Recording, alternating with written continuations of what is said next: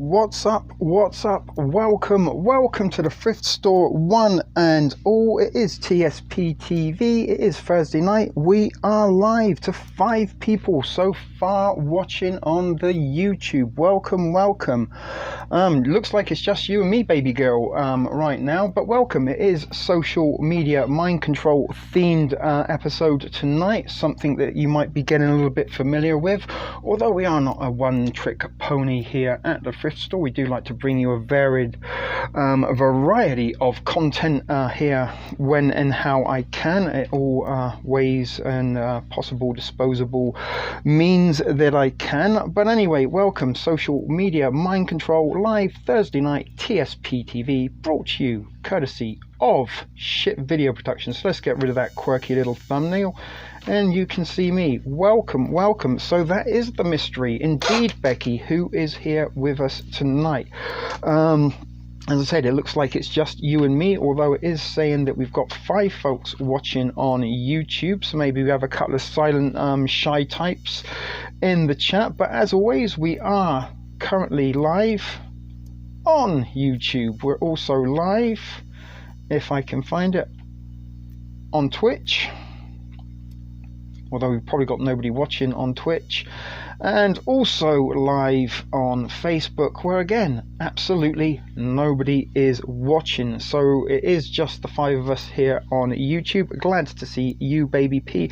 Always a pleasure to have you amongst us at the thrift store, one of the pillars of strength of the thrift store community, and one of the deepest foundations upon which this whole little kind of thrift fam community is built upon. So as I said, still waiting for some of you guys to say hello, if or not you've been to the thrift store before. If you are regular offenders to the proceedings, then don't be shy, let's say hello. That's a little bit why, we do put together, or say I put together a little intro for you. Make about 4.5 5 minutes long, just because it kind of gets the people into position. Sometimes notifications go out, some people don't get notifications. Some of that stuff is out of my control, but it does give everyone sort of a little bit of a place or a little bit of time to sort of get into place, say their hellos, hi, welcome, good to see you, yada yada, whoopie-woo, ray-tay-tay. But there are some of you that do like to wait in the sidelines to make your dramatic entrance. So maybe that is what is going on now, Becky Pamplin. Maybe we've got a bunch of gussets waiting to make their sensational and dramatic entrance. There you go, Warfist, greetings, my friend. Glad to see you back again. You are becoming a bit of a permanent fixture. Good to see, and always nice to welcome and find new thrift fan members. So glad to see you, Warfist 1984. I did actually get a very, very nice email from Devil's Speak today. I did mean to get back to him. If or not he shows up this evening, we will wait to be seen. But there we go. So at least we got 2 people in the chat that are alive and well and coherent enough to say their hellos and make their presence known. Although it is a little bit of sort of following on from sort of Tuesday night, which did turn out to be a bit of a sensational experience. Not really sensational in the sort of Live Aid experience, Woodstock type thing, but in terms of thrift store kind of lore, I nearly had 200 views for that stream within a 24-hour period. We had almost 20 people watching, which is something quite of a anomaly at the thrift store, because normally sometimes these live feeds, a little bit like now, we do tend to cater to a very, very small audience, and maybe about 6 individuals that do participate and hang out in the chat. So that was a little bit encouraging, but it also kind of does demonstrate a little bit about what I have been talking about in terms of how social media and the algorithms manipulate certain things in order to sort of gain and draw our attention. On Tuesday, that was the first live feed I'd done for a week, and I've been a little bit quiet and sort of stuck in my own sort of self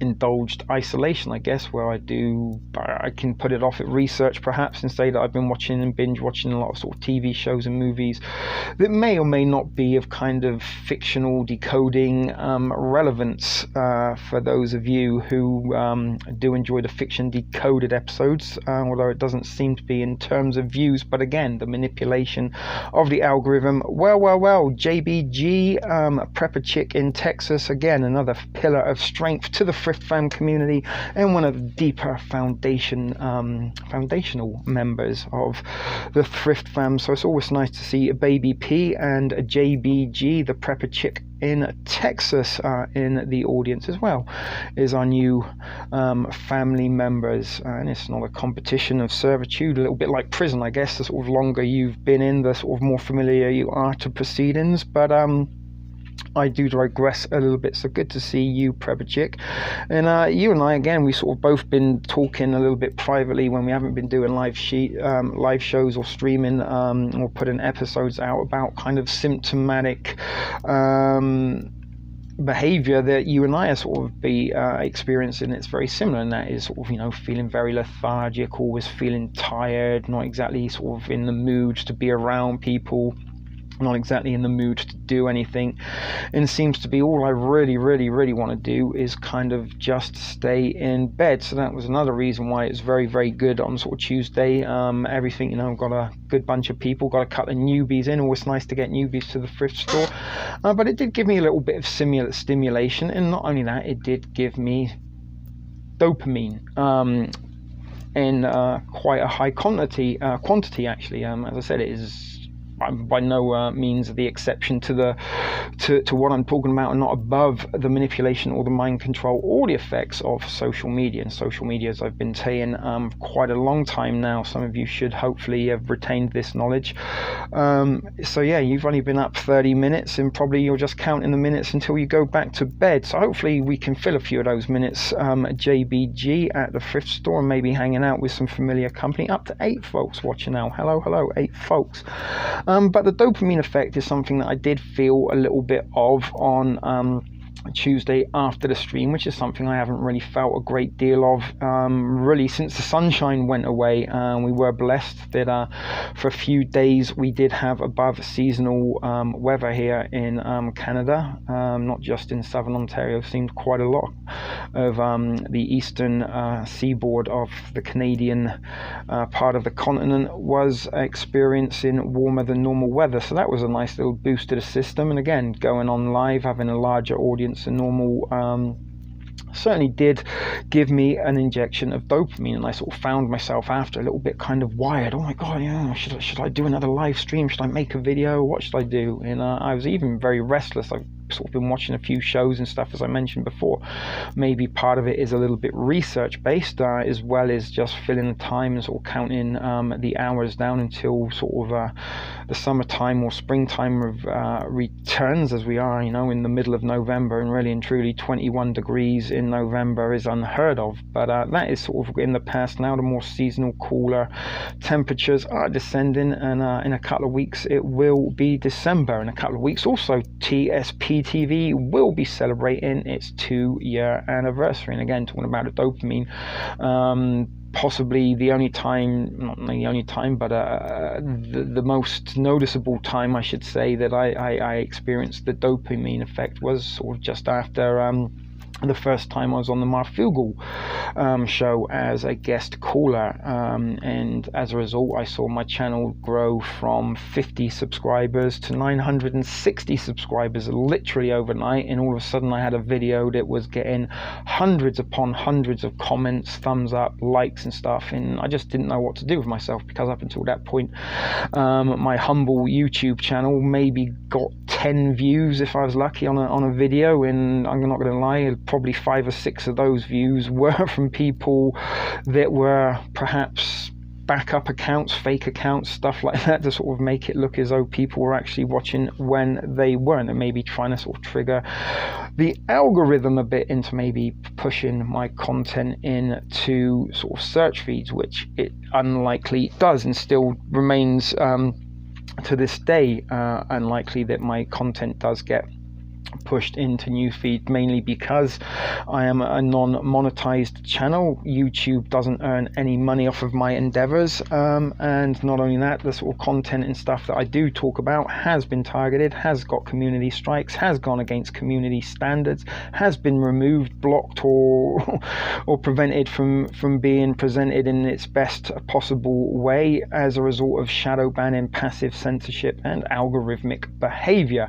And algorithmic behavior is really what is controlling society at the moment. And during the COVIDian era, since the pandemic and the lockdown was announced, and we were told, you know, just need a couple of weeks to flatten the curve, why don't you just go home, do some Netflixing and chilling, catch up with your friends on Facebook, do a little bit of research on Twitter maybe. And all of this was designed to take people out of their society roles, whatever we did, maybe go to work, go to school, had a sort of, you know, family tending role in life where we went and did groceries, or maybe, you know, we took the kids to school or had appointments with you know, other relatives, we had to take them to hospitals or stuff like that. All of our daily routine all of a sudden got turned upside down, and this is where we're sort of going, that or where I'm going with all of this social engineering, the mind control, the AMF stuff, electromagnetic frequencies. All of this in the last 6 months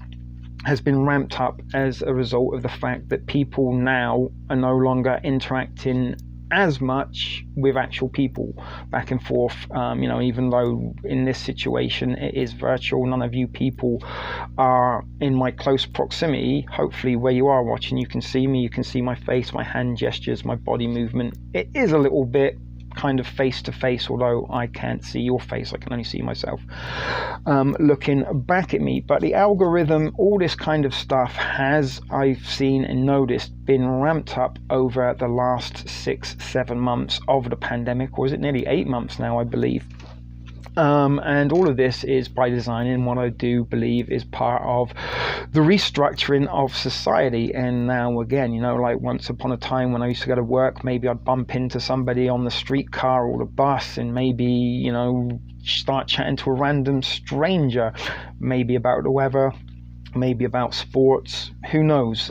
But sometimes those little sort of interactions give us a little bit of boost of dopamine, make us feel good. Social interaction, that's what we're all about, humanity. But we've been taken away from those social routines and those little social procedures, and we have been placed in sort of somewhat of isolation. And are the symptoms that we're experiencing, feeling lazy, feeling tired, feeling unsocial, is this a result of that? And I'd have to say, yes, it is a result of that. So do we still got anybody in the chat paying attention, or have I bored you all to death? I do notice we have dropped down to only 6 viewers now. So a little bit what I was kind of talking about before I went off on a little bit of a tangent there was with regards to Tuesday. I hadn't streamed for over a week, hadn't really done much on YouTube at all in those times.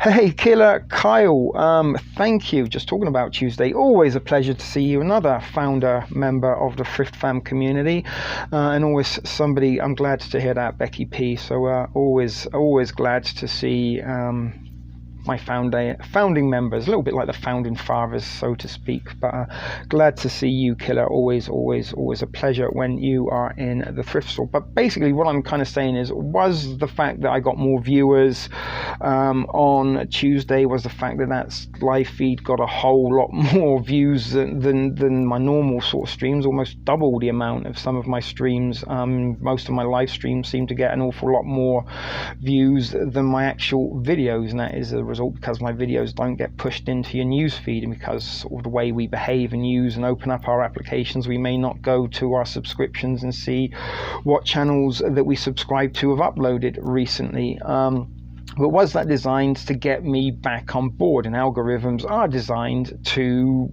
steal our attention, and there are even high-tech, you know, a lot of these high-tech companies and corporations, Facebook, Twitter, Tumblr, you name it, they've all got these little kind of departments where they create attention engineers, and these are people who are designed to take our attention, be that by kind of creating memes or things or little social,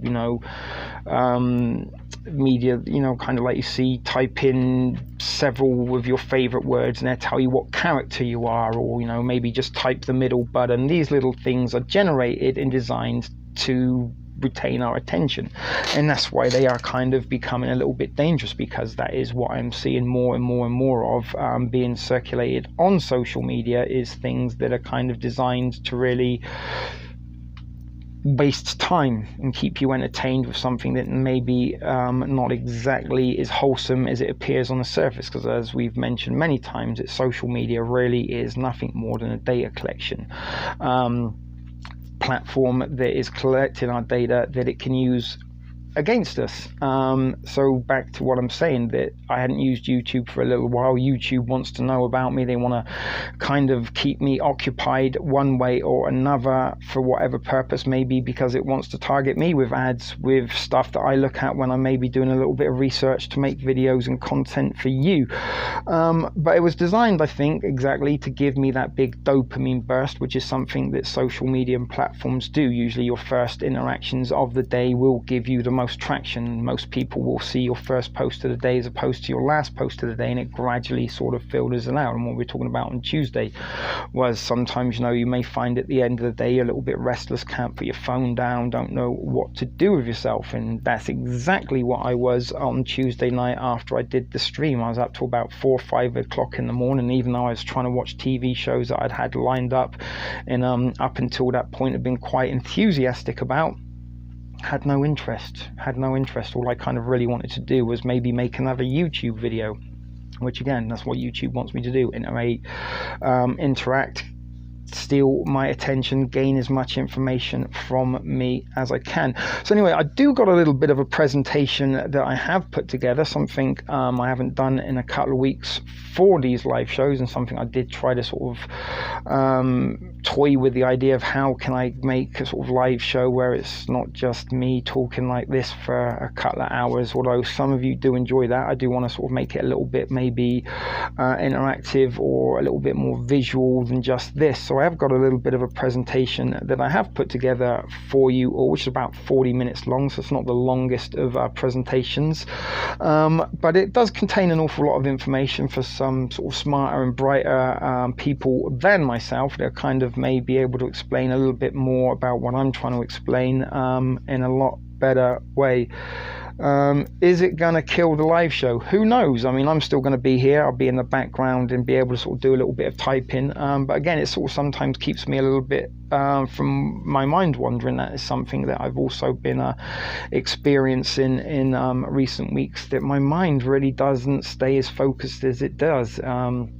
Let's hope no copyright strikes, but usually with the live stream they kind of censor it until it's gone. But hopefully tonight there's no music or sort of TV movie rated stuff that will get a copyright, hopefully, fingers crossed, but we don't know. They do like to come after me one way or another, but that's what I'm saying. My mind doesn't sort of seem to be as focused as it once was, and some of you that have been around for a while will know that once upon a time I used to be able to sort of push off videos without a bat of an eyelid, do 6-7 hour live streams without a script, without a plan, without anything, and not miss a beat. But all of a sudden it's like I come sometimes, set up my little camera, okay, I've got an idea in my head, I got the articles and things that I want to put together for a video, and I just become completely and utterly blank. Is this my depression? Is this the result of outside interference, be it from electromagnetic frequencies, mind control,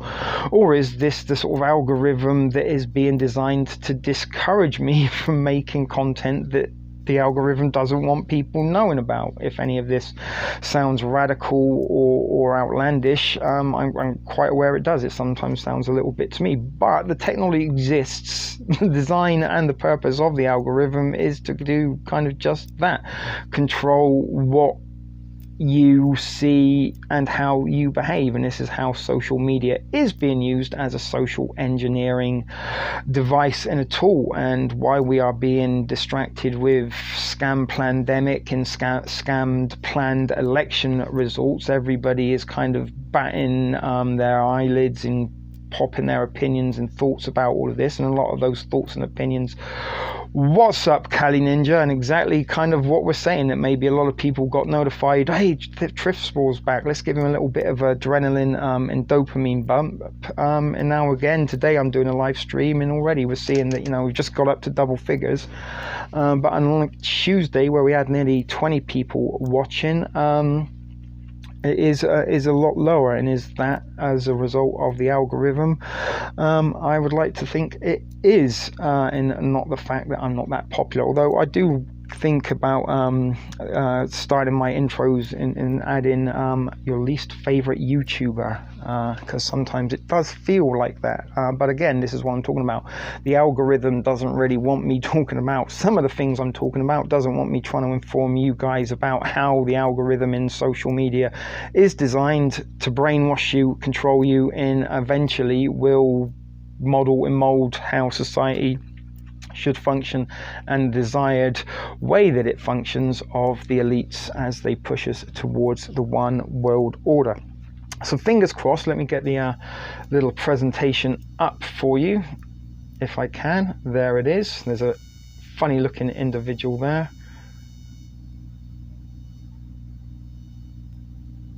Hey honks, glad to see you, always a pleasure. So we are up to 11. So as I said, this is about 35 minutes, 40 minutes long.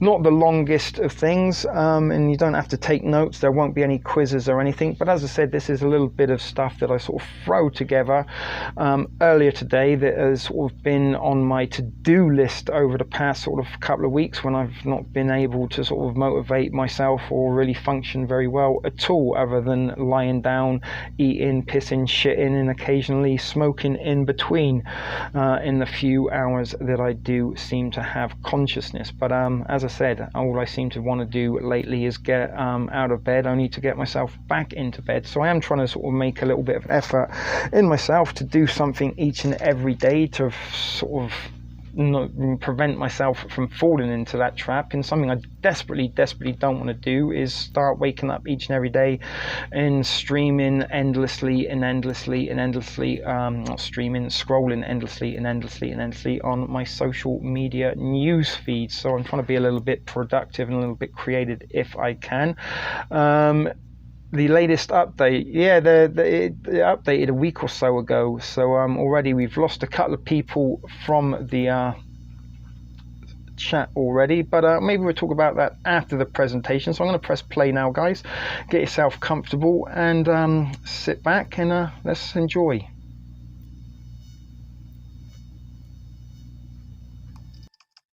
When you go to Google and type in climate change is, you're going to see different results depending on where you live and the particular things that Google knows about your interests. That's not by accident, that's a design technique. What I want people to know is that everything they're doing online is being watched, is being tracked. Every single action you take is carefully monitored and recorded. A lot of people think Google's just a search box and Facebook's just a place to see what my friends are doing. What they don't realize is there's entire teams of engineers whose job is to use your psychology against you. I was the co-inventor of the Facebook like button. I was the president of Pinterest, Google, Twitter, Instagram. There were meaningful changes happening around the world because of these platforms. I think we were naive about the flip side of that coin. We get rewarded by hearts, likes, thumbs up, and we conflate that with value, and we conflate it with truth. A whole generation is more anxious, more depressed. I always felt like fundamentally it was a force for good. I don't know if I feel that way anymore. Facebook discovered that they were able to affect real-world behavior and emotions without ever triggering the user's awareness. They are completely clueless. Fake news spreads 6 times faster than true news. We're being bombarded with rumors. If everyone's entitled to their own facts, there's really no need for people to come together. In fact, there's really no need for people to interact. We have less control over who we are and what we really believe. If you want to control the population of your country, there has never been a tool as effective as Facebook. We built these things and we have a responsibility to change it. The intention could be how do we make the world better? If technology creates mass chaos, loneliness, more polarization, more election hacking, more inability to focus on the real issues, We're toast. This is checkmate on humanity.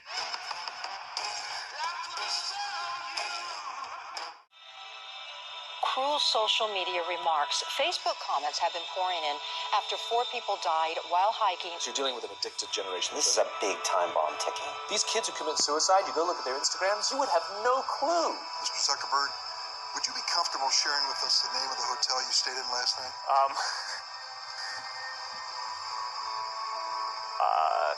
No. People who spend more time on Facebook suffer higher rates of depression than people who spend less time on Facebook. It'll destroy relationships, it'll cost time, and it'll cost money, and it'll make your life worse. To be human means that you are persuadable in every single moment. It doesn't matter what language you speak, it doesn't matter how intelligent you are. It's not about what someone knows, it's about how your mind actually works. We now know that many of the major social media companies hire individuals called attention engineers who borrow principles from Las Vegas casino gambling, among other places, to try to make these products as addictive as possible. We are all vulnerable to social approval.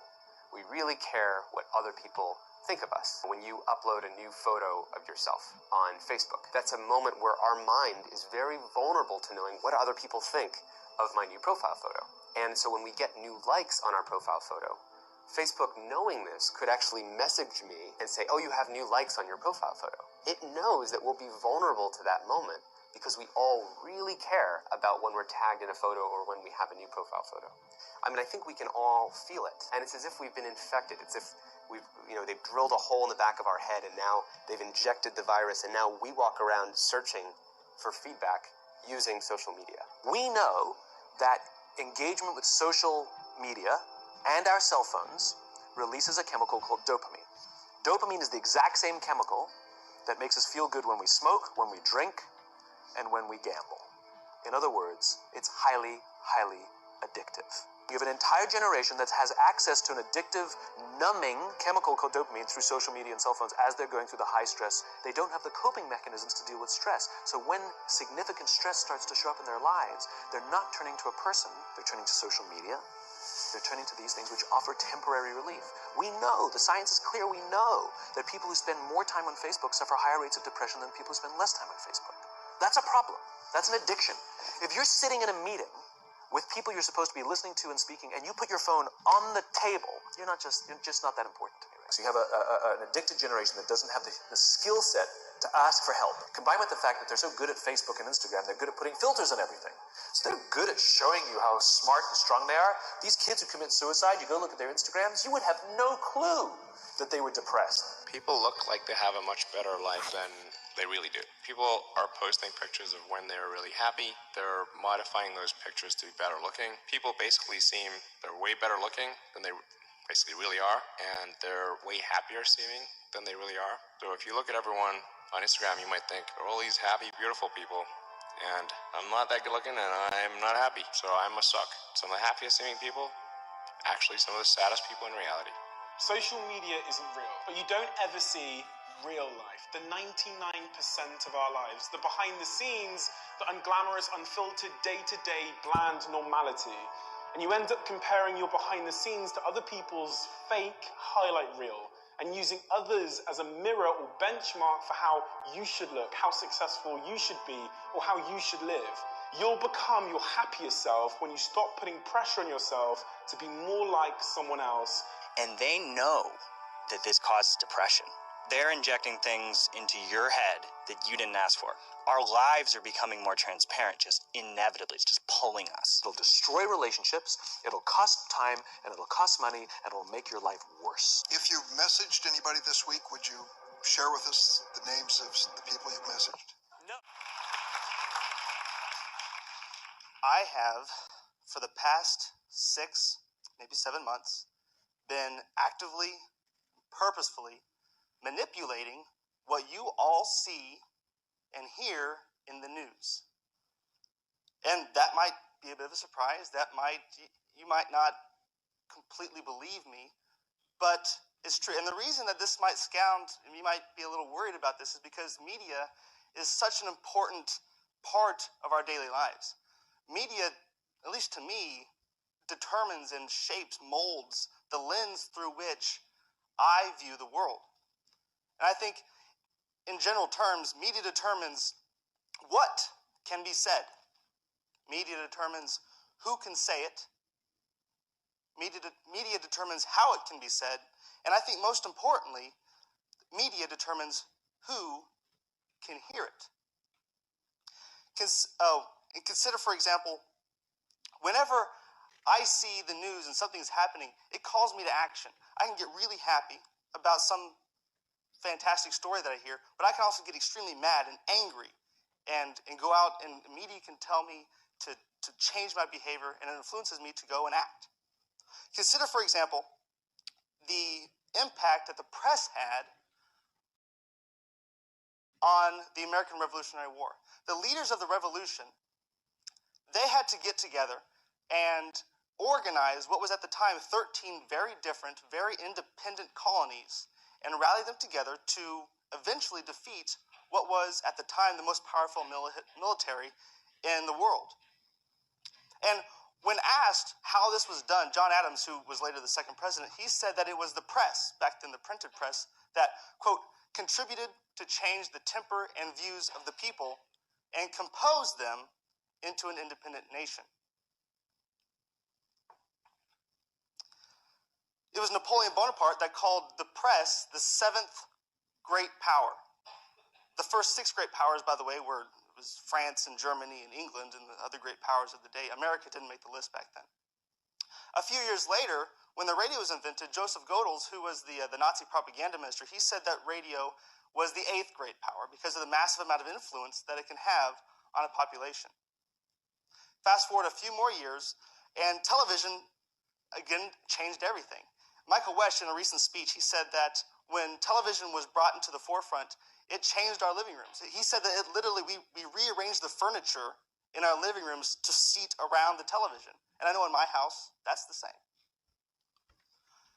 And so we see the massive amount of influence that media can have on our lives. And if you think about, especially this television, it's a one-way communication device.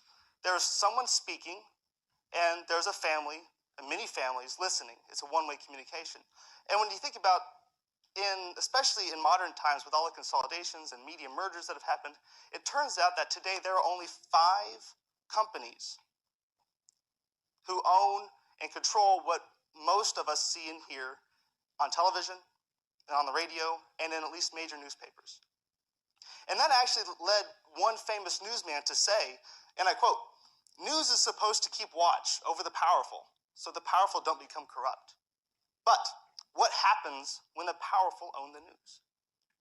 And it's an interesting thought. By the way, the newsman who said this was Ron Burgundy. Fast forward now to 2014.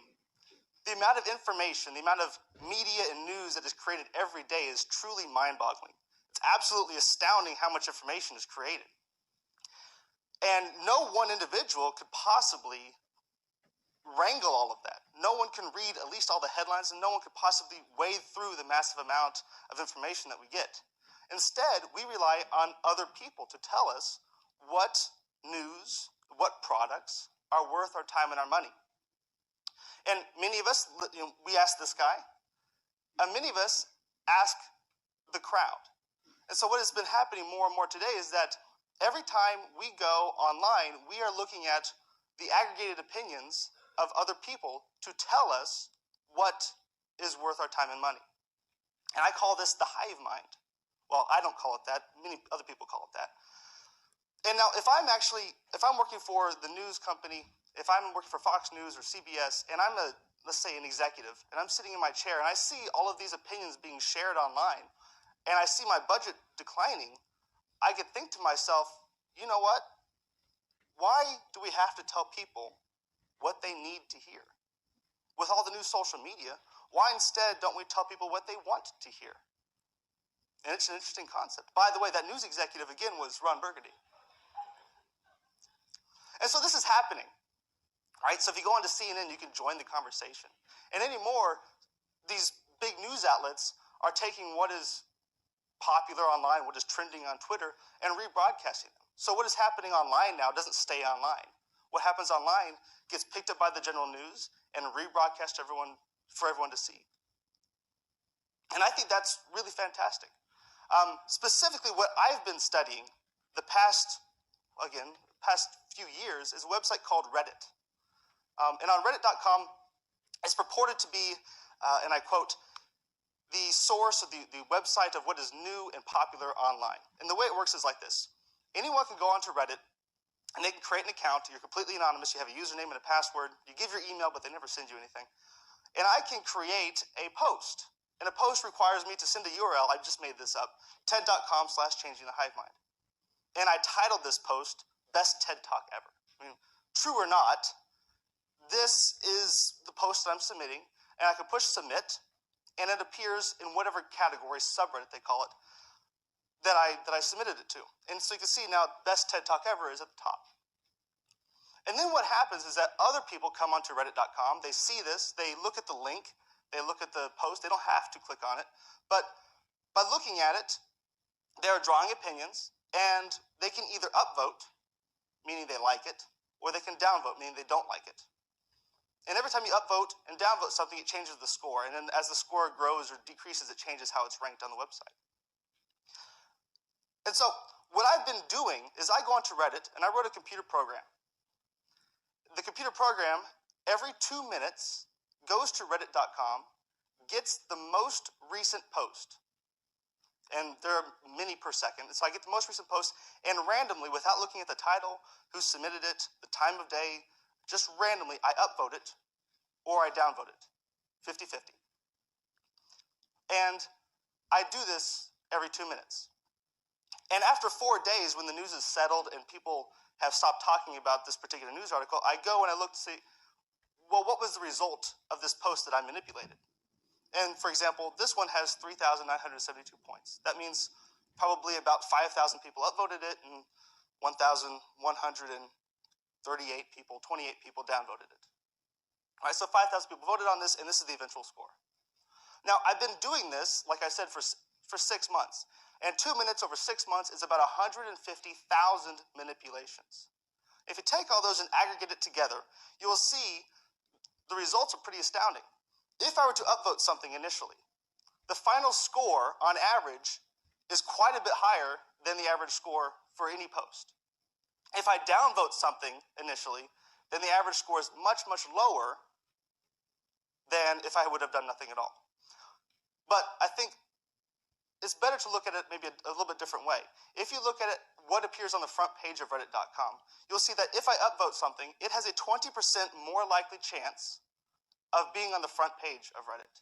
And if I downvote something, it has a 12% less likely chance of being on the front page. And as I said before, what happens on the front page doesn't necessarily stay on the front page, right? It can go on to the news media and be rebroadcast to millions of other people.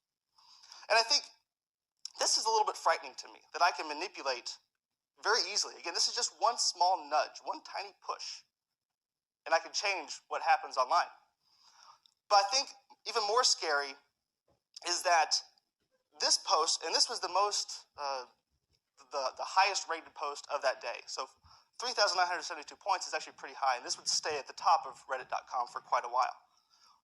But if 5,000 people voted on this, it turns out that about 2 million people will see that post. And some basic math, you'll see that this translates to about 1/4 of 1% of the visitors to Reddit.com determine what the other 2 million people see. Right? Again, 1/4 of 1% determines what we all see and hear online and then in the news. And that to me is kind of an astounding fact. And the internet, in my opinion, like a democracy, only really works well when its citizens contribute, right? And so that actually led Alexis Ohanian, who is the co-founder of Reddit, came to Notre Dame a few days ago. And he said something that kind of stuck with me a little bit. He said that the internet will only ever be as good as we make it to be. That's because we control it. We can manipulate, we can change, we can vote on what we like to appear on the internet. And so join me again, I guess, into the confessional. I initially confessed to you how I was manipulating what you all see and hear in the news media. And that's true, and I showed you how I can do it. But I think the tables are turned a little bit too. You guys, every time you like something on Facebook or upvote something on Reddit or retweet something or stumble upon something or dig something, you are manipulating what I see and hear in the news media. And in my opinion, that's okay. The internet, if anything, has shown that it can collectively, we can together on the internet do and accomplish things that we could never accomplish individually. And so I leave you with this. Let's make, in the words of Alexis, let's make the internet the best internet we can, and let's do it together. Social media is a fascinating new human phenomenon, and when we look at it deeply from a brain point of view, when we start with the foundation that the brain is actually the social organ of the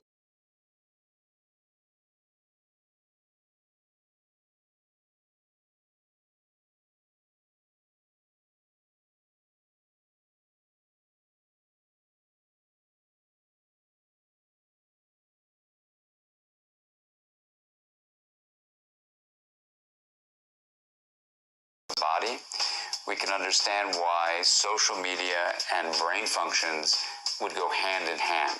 That is, the reason social media took off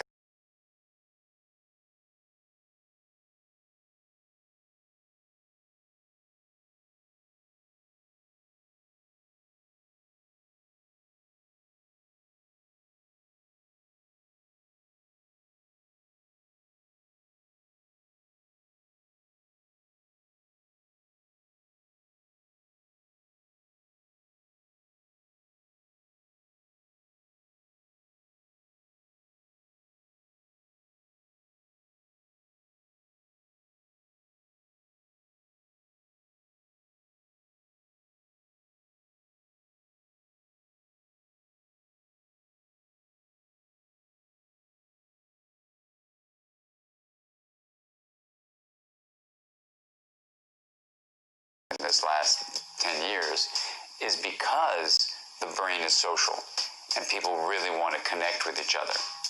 And then when social media was designed and keeps on creating itself, then the social media, in fact, is going to be shaping the brain so that the brain is responsive to culture.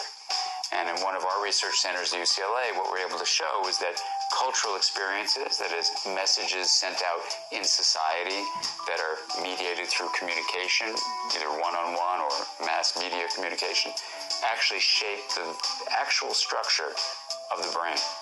And so it's a two-way street. The brain created social media, and social media shapes the brain. One of the simple things I think that social media does is it brings us back at least to a feeling on one level that we're having the connections that we evolved to have. It's a great question, is social media replacing our relationships or is it adding to it? From a brain point of view, the difference between, let's say, email and social media versus face-to-face interaction is very interesting. So studies, for example, that have shown what it's like when you actually are with someone face-to-face, where you have eye contact, you're sharing facial expressions, there's a tone of voice you can hear, the posture of the person, the gestures, the timing of what they do, the intensity of what they respond with. Those 7 signals, and those are eye contact, facial expression, tone of voice, posture, gestures, timing, intensity. If you memorize those, it's really useful because then you'll see what texting, what email, and what most social media actually is lacking. Now, when you look at what area of the brain both sends out those nonverbal signals and receives them and makes sense of them, it's the right hemisphere of the brain. And the right hemisphere of the brain is much more closely connected to the lower regions, so the higher right areas are connected to the lower regions of the brain, and those lower regions work with the body itself to create our emotions, to give us the felt texture of lived life.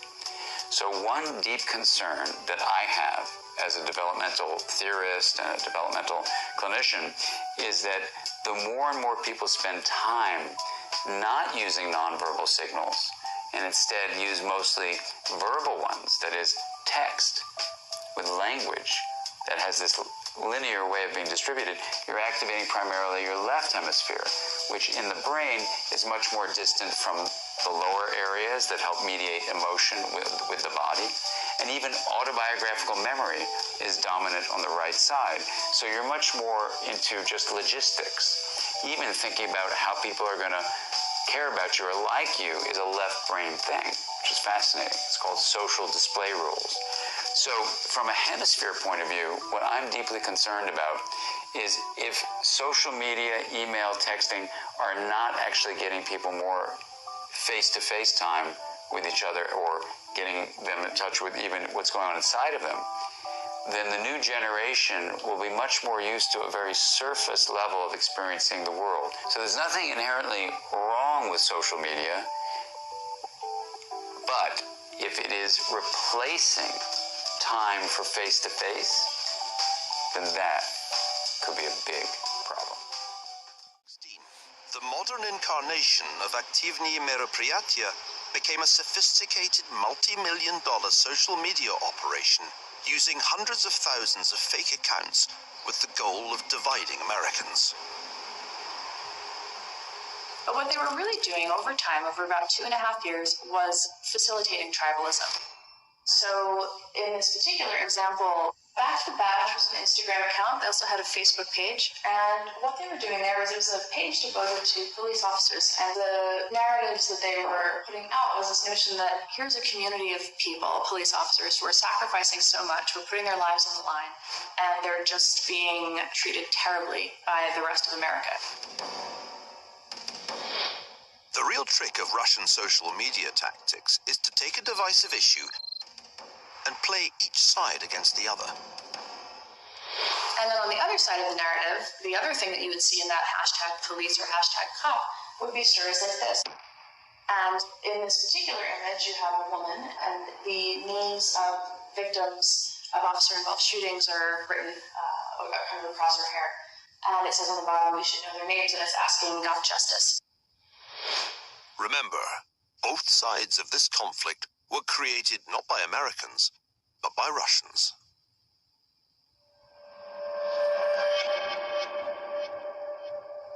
For the Russians, 2016 was just the beginning. In network terms, what happened in the presidential election was that a supercluster of densely interlinked, closely followed accounts systematically disseminated fake news and extreme views on Facebook, Twitter, and the other network platforms. Facebook has since admitted that the Russians used 470 false identities and took out around 3,000 ads on Facebook and Instagram. According to Twitter, the Russians tweeted 2 million times in the run-up to the election. Yet it's important not to exaggerate the role the Russians played. In all, they probably accounted for less than 1% of all the political content online in the election year. It would be more accurate to say that the network platforms, rather than the Russians, were the decisive factor. They enabled Americans to wage information warfare on one another. It ranks pretty high up on the list of bad ideas, up there with invading Russia during the winter and buying discount COLESLAW. Nonetheless, it's interesting to look at cults from an academic perspective because they are one of the few real instances where real mind control is really used in real life. Nobody wakes up and says, hey, I'm going to go join a cult. That's Mia Donovan, and she's an expert on cults since she made a movie about them. Available on Netflix. Nobody in a cult will say they're in a cult. Similarly, nobody in Minnesota will admit they actually live in Canada, but that doesn't make it not true. So what is a cult? Well, most of these groups have a front as a Bible study or political or some other sort of group, but what makes a cult is often that overwhelming influence the leader has over their followers. One could call it brainwashing. Now, the actual process of brainwashing is somewhat disappointingly abstract and inconcrete. There's no three-step guide to brainwashing your cult followers. The process is more of an art than a science. So here's your scientific three-step guide to brainwashing your cult followers. The first stage is break people down. Get them broken. So that's Rick Ross, no relation, and he's also an expert on cults. He calls this process coercive persuasion since he's an academic and doesn't have to worry about clickbaiting YouTube viewers. Say you get invited to a talk or a dinner by a group of people that you've never met before, and suddenly you're like the center of attention, and everybody's showering you with affection and praise and interest. And this is something that a lot of cults will do because that's a very irresistible thing, to be at the center of somebody's attention. Making people feel special is an overwhelmingly great feeling that traps them in. Overall, in this stage, you need to, as Rick says, talk about everything negative in the world, negative in their life, put a lot of pressure on them to crack and break. And then second, change them. You know, once they're in that broken state, introduce your ideas. As a cult leader, you'll probably have some sort of mission for your followers, whether it be political, religious, or something else. This second stage is where you fix it in your followers' minds. And people won't necessarily accept what you say immediately because, if you're a cult leader, you're probably saying something controversial, something novel, something anti-conformist along the lines of doomsday is coming, or let's kidnap people, or hand dryers are the work of the devil, they're loud, they're slow, and you know what? You probably think that they're better for the environment, but the optimistic studies say that they're only 20% better, while some others say that they're not even greener at all. Did you know that hand dryers actually increase the bacteria on your hands by 117%? You're better off not washing your hands at all. Hand dryers kill. That was just an example. The reason brainwashing works within a cult is because there is that peer pressure. Things that seem normal in the real world seem that way because everyone accepts them, while abnormal things seem normal in a cult environment because everyone within the group accepts them. And a lot of it's accomplished by environmental control, social isolation, information control. Cult leaders create a new normal by manufacturing people's worlds. And then once the person has accepted that program, then you move to the third stage, which is reinforcement. You need people to continue to believe and continue to stay in a cult once it's established. At this point, I should probably make sure I don't get in loads of trouble by inspiring dozens to start new cults. I'll reiterate, don't start a cult. It may be fun for a while, but it almost never works out, especially because there are guys like Rick Ross, still no relation, who work as deprogrammers. Essentially, his job is to break people out of cults by dismantling their brainwashing. It's a pretty complicated process, but essentially he starts by convincing people that they're in a cult, explaining the harm that they're causing, and then showing them there's another way. His other job is as the cult expert for the game Far Cry 5. In the game, this guy named Joseph Seed starts a cult, recruits a bunch of people, takes over a big part of Montana, kills a bunch of people, yada yada yada. But the good news is that the game is actually factually accurate because Rick Ross said so. I was able to play an early copy of the game, and even though I'm by no means a gamer, it was a ton of fun because the story and premise was just so good. If you're interested at all in how this sounds, go entire world, they've clearly had a major influence on society. But what about our bodies? Here are 5 crazy ways that social media and the internet are affecting your brain right now. Can't log off? Surprisingly, 5 to 10% of internet users are actually unable to control how much time they spend online. Though it's a psychological addiction as opposed to a substance addiction, brain scans of these people actually show a similar impairment of regions that those with drug dependence have. Specifically, there's a clear degradation of white matter in the regions that control emotional processing, attention, and decision-making. Because social media provides immediate rewards with very little effort required, your brain begins to rewire itself, making you desire these stimulations, and you begin to crave more of this neurological excitement after each interaction. Sounds a little like a drug, right? We also see a shift when looking at multitasking. You might think that those who use social media or constantly switch between work and websites are better at multitasking, but studies have found that when comparing heavy media users to others, they perform much worse during task switching tests. Increased multitasking online reduces your brain's ability to filter out interferences and can even make it harder for your brain to commit information to memory, like when your phone buzzes in the middle of productive work. Or wait, did it even buzz? Phantom vibration syndrome is a relatively new psychological phenomenon phenomenon where you think you felt your phone go off, but it didn't. In one study, 89% of test subjects said they experienced this at least once every 2 weeks.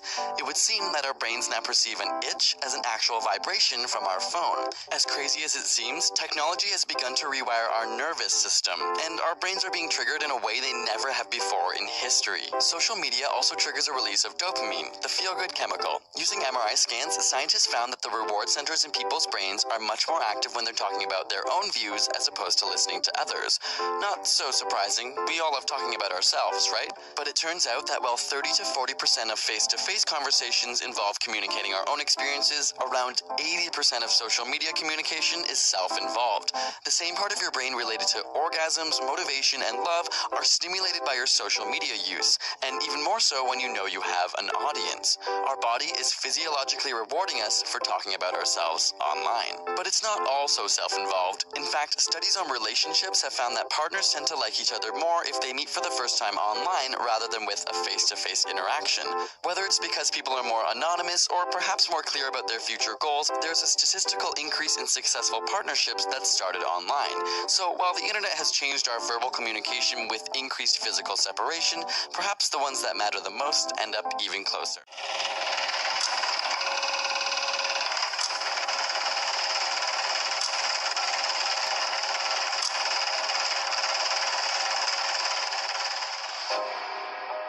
The tycoons of social media have to stop pretending that they're friendly nerd gods building a better world and admit they're just tobacco farmers in t-shirts, selling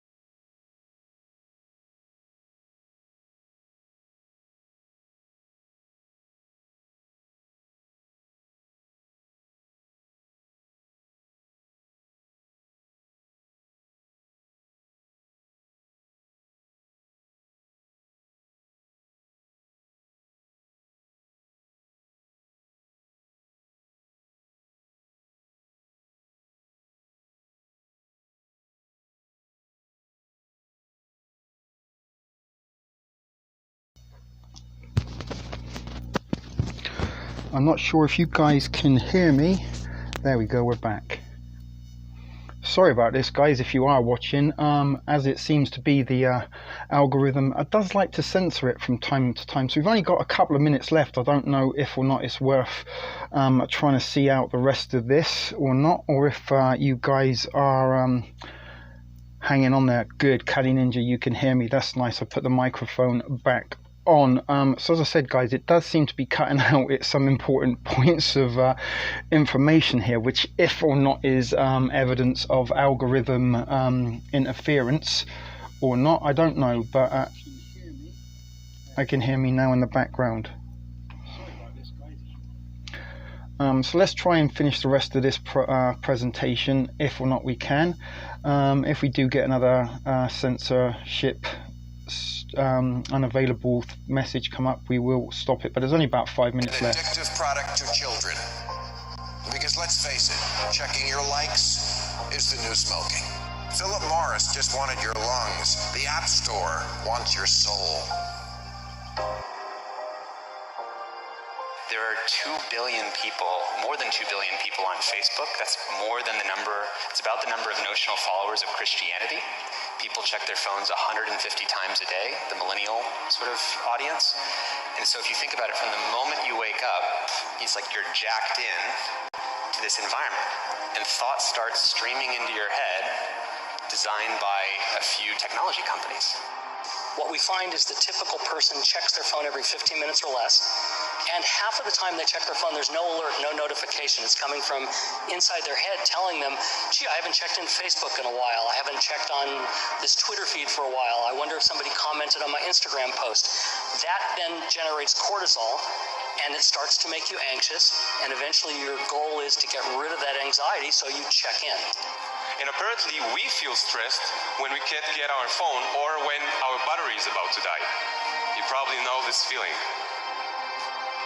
And a research done in Australia among 3,000 people under the age of 30 found that 9 out of every 10 admit to feel this anxiety while having his battery dying. Steve Jobs revolutionized the entire world with the iPhone, and he never let his children use it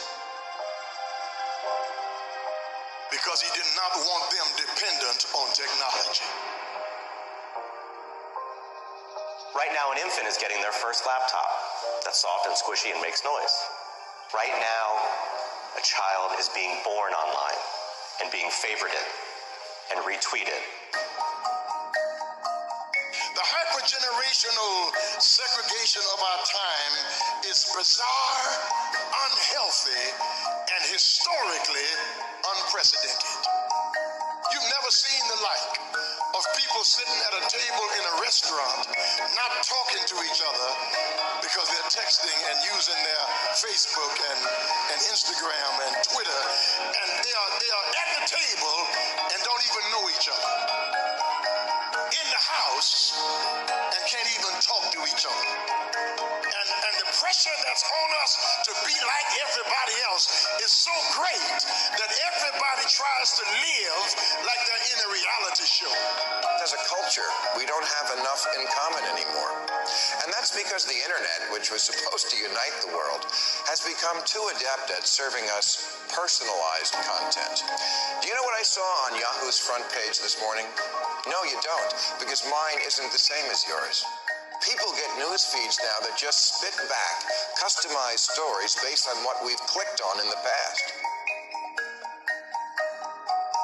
We are great consumers, but poor producers. We will buy what we can't afford with money that we don't have to impress people we don't even know, trying to be like everybody else. Get off of Facebook and put your face in a book. Right now, a teenager is photoshopping their selfie because as a society, we're telling them they're not good enough.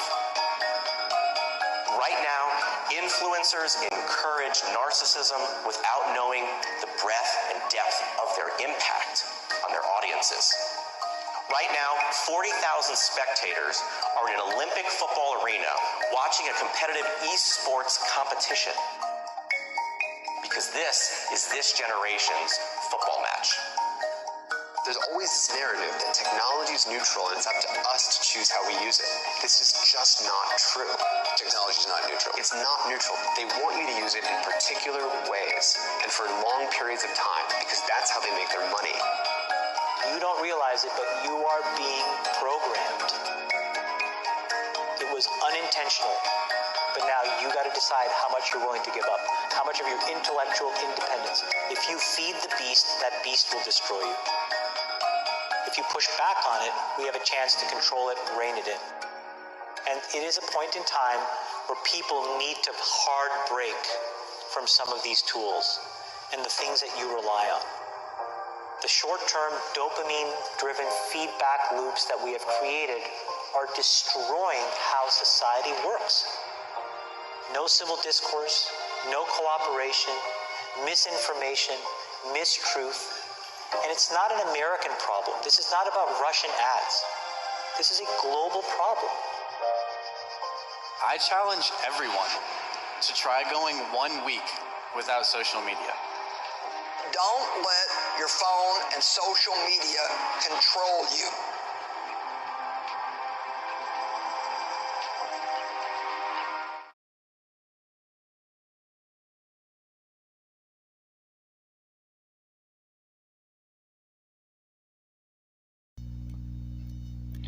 There, we are back. So hopefully you guys enjoyed that, and I'm glad to see a couple of comments during that little presentation that sparked a little bit of yes, they're getting it. And Kali Ninja quite correctly pointed out, pay attention to that last little piece, because that is exactly what is going on now. That a lot of this footage that I brought you and the things that you have just been watching in that presentation, none of this is new. This is all stuff that's been out for maybe 4 or 5 years, and in recent weeks the Netflix streaming app, they put up the documentary Social Dilemma, which is what we started that little presentation with. And very interesting documentary. By all I would suggest that you do, if you have the ability to watch that, watch it, because it is very, very fascinating. In particular, they kind of, as part documentary, and they kind of did a little bit of a sort of fictional family that are affected by social media and algorithms and this sort of things.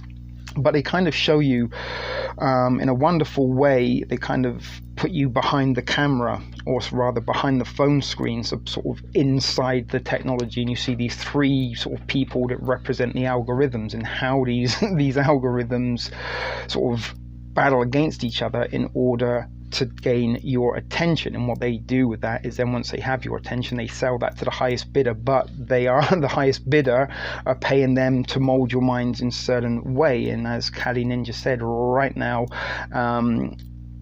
children have been removed from schools, a social, and even like we didn't like going to school. There were parts of our school day we enjoyed hanging out with our friends, maybe break time, lunch time, to and from school. Maybe the lessons weren't as much fun, but the fact that we got to hang out with our friends for part of that day was the silver lining to the school day. But at the moment, isolation and some of the stuff they said in there, to create chaos, create fear, create pandemonium, that's what we're seeing right now. The COVID pandemic has got people afraid. It's caused people divide, and the people that are controlling the narrative of COVID are controlling both sides, the pro-maskers and the anti-maskers, and all these kind of share if you agree type content. This is all propaganda that comes from this think tank that is controlling both sides of that argument. And what I talk about when I see on my social media how people are becoming human doings and not human beings, that the more and more that people kind of just jump into that share culture, they're not thinking for themselves, and that is all part of the algorithm's design and modeling patterns. The more people that share a meme, the more people that have been affected by that meme's message. And I think it was it Warfist the other day that mentioned about the V for Vendetta. Now I am going to try and put together a V for Vendetta episode, or maybe a presentation to put into a live feed or not, if we're not there. But a programmed society is a society easy controlled. Kelly Rose mentioned about VHS. Now, Kelly, I don't know if or not you watched my 1985 Decoded special. Well, in that, I kind of, as a result of kind of looking at electromagnetic frequencies, somehow it led me to 1985, and in 1985 there were CNN and the Discovery Channel both did 2 special series of reports on electromagnetic frequency weaponry, and in both of those they kind of point out how the technology to control how a population thinks, behaves and acts is already there. It exists. We have it all in and around our immediate grasp now. Right now I've got a cell phone, I've got another cell phone here, and I have a laptop. Now you mentioned VHS. Now VHS unfortunately is as weaponized as smart technology is now. In VHS, Dolby sound system, Walkmans, if you check out that Fiction Decoded, I show you by using media reports of the time are showing you how these weaponized military technologies have been put into things like Walkmans, and how once you put your headphones on your Walkman, that you submerge yourself into a field of electromagnetic that's it. You're in a field, and those frequencies can enter your mind, and those frequencies can control the way you act, behave and think. Now They've spent billions and billions and billions of dollars on this technology that can control entire populations. So why then wouldn't they use it if they spent all this money, is what I'm saying. And I've seen very much the evidence of, I guess, artificial intelligent influence on the minds of people that, 6-7 months ago were posting pictures of their, Sunday dinner, posting pictures of them out walking with their dogs. Now what they're doing is sharing, being told what they need to know, maybe being told what they want to hear because the algorithm has designed that.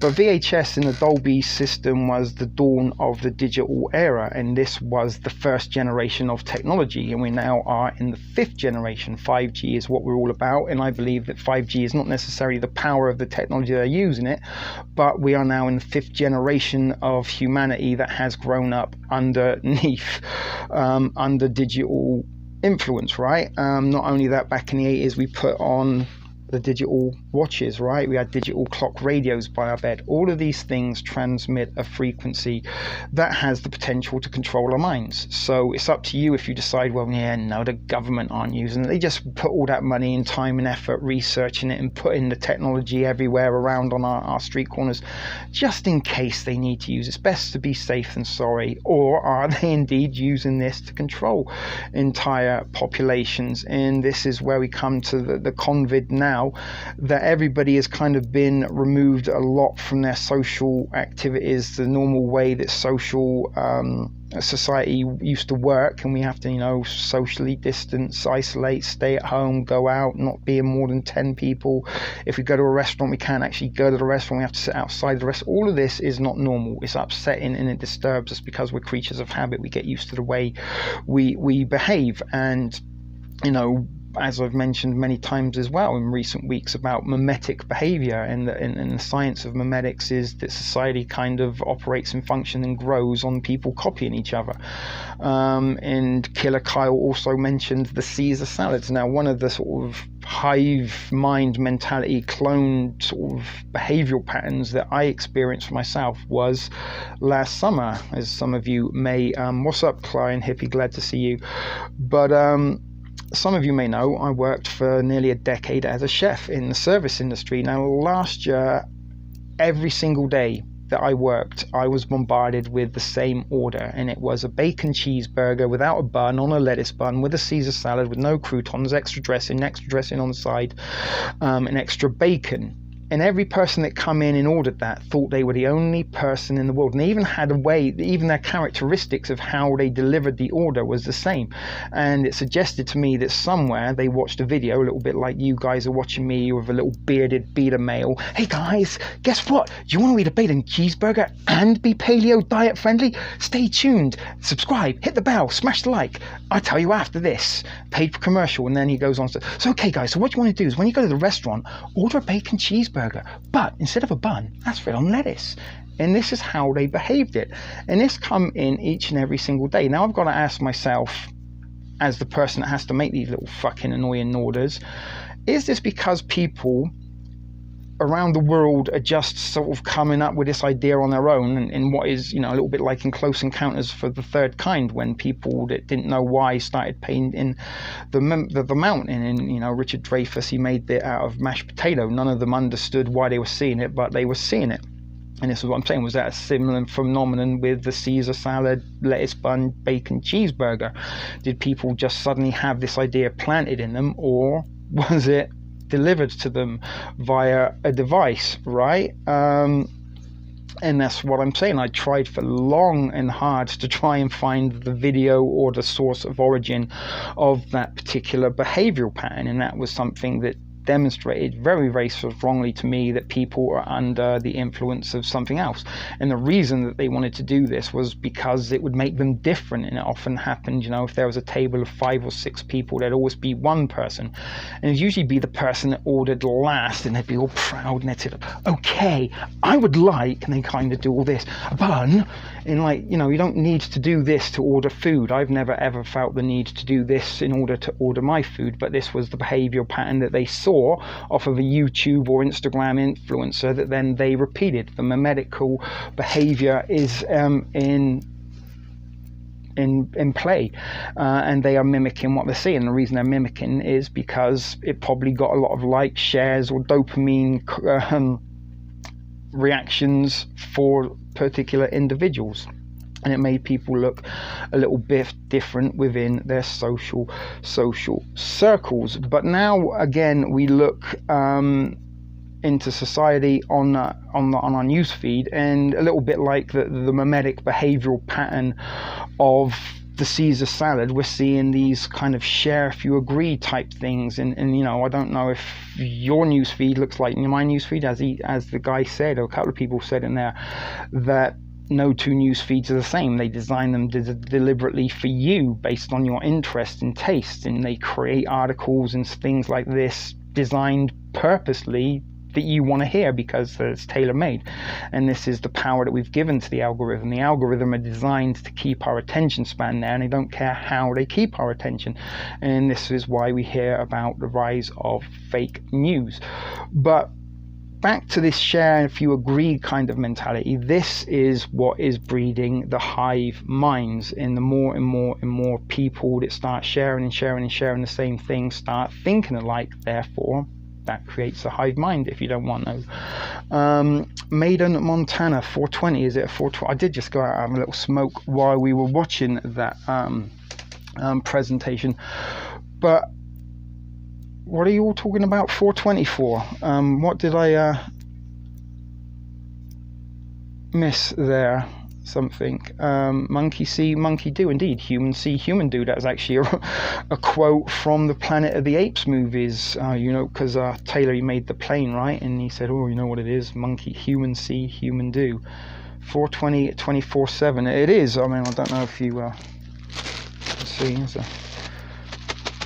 large bag of marijuana just there. It's never ever out of reach. But it's always 420 somewhere. Sorry, what's your point there? My point is magnetics break up frequencies, so wearing one while having an old sewn might help block out the frequency. It might block out, yeah, I see what you're saying, so like the older technology might block out it, but this was the dawn of starting to wear digital devices, and back then we had absolutely no idea what they did. We just thought they were quirky and fun, and everybody kind of had one. And Walkman sort of become a fashion accessory. Sometimes we didn't used to always be listened to. You just used to have, I did. I went everywhere with my headphones around my neck. If I was listening to it or not, they were already there. Okay, so 400. And yeah, I did notice the 440 somewhere, and that is the error when you come up on web pages in there, error 440 or something. I don't know what the significance of 440 is there. How the fuck do we get a Hugh back?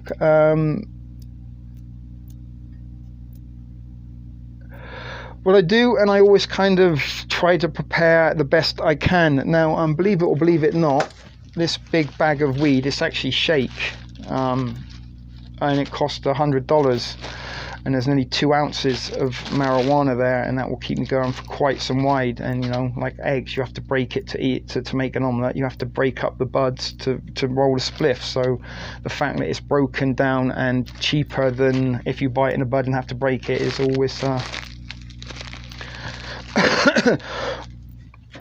always a better thing, or a better deal, I think. But as I said, I am a prepper. I do need to keep the things that I need to function.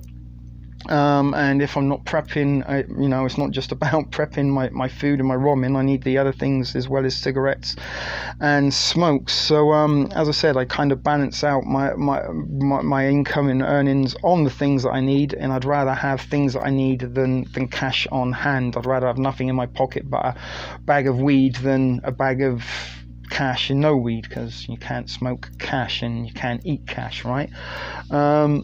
That's a good deal, 14 grams for $21. But I've sort of lost a little bit of my train of direction there, as is the case of late, and as if not, this is because I am a targeted individual, and the algorithm and my own personal hander has sort of tweaked and dialed the pitch of frequency in order to sort of render me somewhat lobotomized, which is also something that can be done electronically. You can electronically lobotomize someone, so if or not that is something to be concerned or worried about. Not only that, I've also experienced quite a lot of kind of strange irregular heartbeats, and I'm taking aspirin now every single day as a result of irregular heartbeats, because aspirin is something that is said to help with that. But still, is this a result of some kind of electronic magnetic frequency, and just how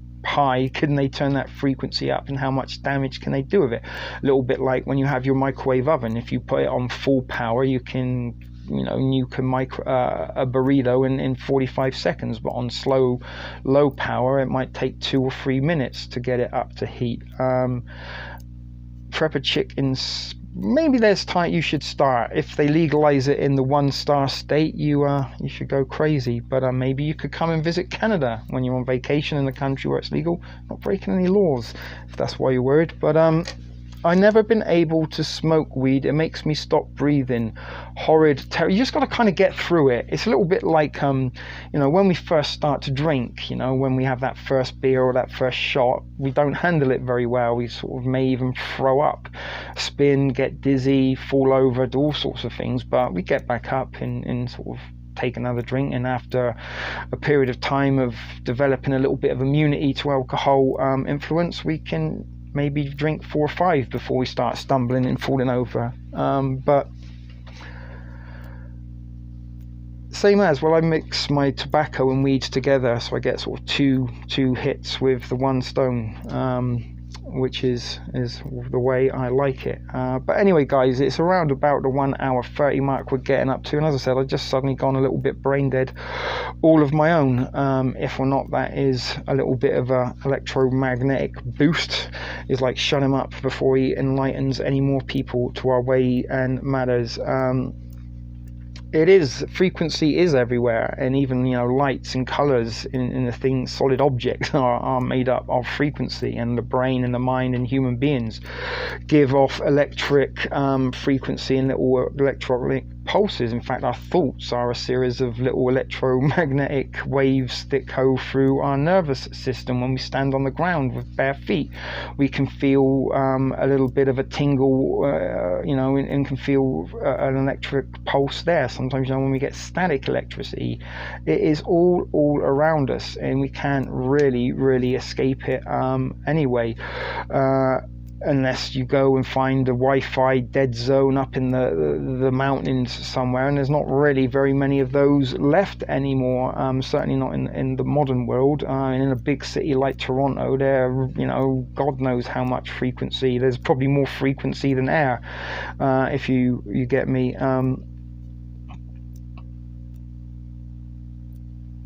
No, I don't think those dead bodies were legit at all, crying hippie, and I don't even think half of that footage that was supposedly from Wuhan around this time last year, because it was around this time last year that we started hearing about the troubles in Wuhan and the coronavirus and such forth. But once you've created fear, and people's imagination is something that is, we're more afraid of things in our mind than in actual reality. Some people used to have nightmares about Draculas and Frankensteins and werewolves and zombies and be petrified by these things, and that's all in our mind, right? There is no rational fear or no rational reason to be afraid of these things, because they don't necessarily exist, but we are afraid of them. And this is what they've done with the COVID, is using social media, mainstream media, to force the fear. People have become psychosomatically afraid of it, and then by controlling both sides of that argument, you've got people that are being manipulated into the anti-mask movement. You're getting people that are being manipulated into the what part of don't wear a mask don't you understand movement, just as much as people are being manipulated into BLM, Antifa, all stuff like this. It's all part and parcel of artificial intelligent interference, creating and molding the minds of people that have been removed from society, and possibly now more than they did before when they had jobs and school and things to go to, are sitting in social in flicking through their thing. And I'm glad I said that, because it reminded me, Major Montana spoke about the Phantom Menace, and again, the Phantom Menace was generated by Sith, by Emperor Palpatine. He controlled the Jedi, he controlled the Trade Federation, he told the Jedi what to do, he told the Trade Federation what to do. If you can remember, the Trade Federation had a bunch of battle droids, and they were a hive mind. They were controlled by a central computer. If you took the central computer down, all the droids got taken out. Not only that, the clones were bred to think and act and behave identically, and they were implanted with a little chip in the back of their mind that gave them a directive that overrode their normal program that they couldn't sort of avoid. So when the time come, a little bit like Manchurian candidates that have been programmed, and once they get the correct triggers, they act. The clones acted out Order 66. Eventually, the battle droids become extinct. The clones took out the Jedi. Eventually the clones got old because they had age acceleration disappeared. What was left was the desired society for the Galactic Empire. And again, sorry, Devil Speak, I did mention you a little bit earlier, buddy, at the start of this show. Thank you for the email. I do want to get back to you on that, and thanks for some good information on the fake sun and moon and the pattern that China is doing. So that is something I will be looking a little bit in, and I do enjoy when viewers do give me a little bit of information and stuff to look into myself. But the Star Wars prequels, and I've been promising and toying and teasing about doing a whole Star Wars special, because it is probably my most favourite of all fictions, and something that really did have an awful influence on my life. But the prequels in particular really, really do, if you look past Jar Jar Binks and the Metachlorians and really pay attention to how Palpatine comes from a little mild-mannered senator from a planet that nobody really cares about on Naboo to becoming the most powerful individual in the galaxy by manipulating organizations and establishments in order to do his bidding and get them to do his bidding. You can kind of see how the shadow government can use the force of social media, an unseen enemy, the algorithm, in order to mold clones and droids of their own to fight out a battle, or once those battles are finished, then all that remains is what didn't get involved in the fight. If that makes any sense at all. As I said, guys, I do start to get a little bit brain dead around a certain time of day, and certainly I notice like sort of after midnight, that's really when I do start to feel the funny palpitations in the heart. Something else I've noticed that I've been getting almost every single day, and again, don't know if this is through dietary purposes or maybe electromagnetic, is heartburn. I've been getting worse heartburn. Like I'm not saying I never, you eat a whole bag of hot flaming Cheetos, then you will get heartburn. But recently, every single day I'm getting like really, really bad heartburn and really, really bad acid that is keeping me up at night. And it always seems to come on around the same time of day. Bonjour, mon cher Etienne, 21 de 10. Is that how I would say it in French? My apologies for butchering the French language there.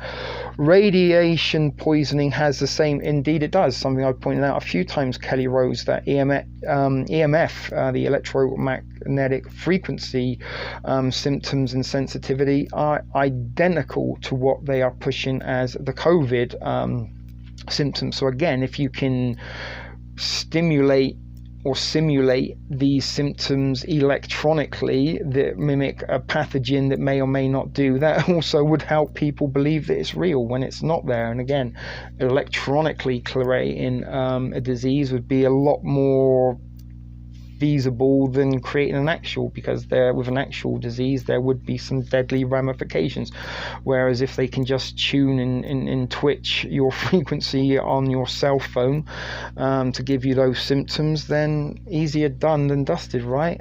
So anyway, what we at? We have gone past the 1:32. ATN did show up, so that does kind of mean I do have to go on a little bit longer. I don't know why I get so anal about my sort of numerical 1 hour 30, 1 hour 45. I don't know, but it sort of keeps it nice and round and symmetrical, I guess.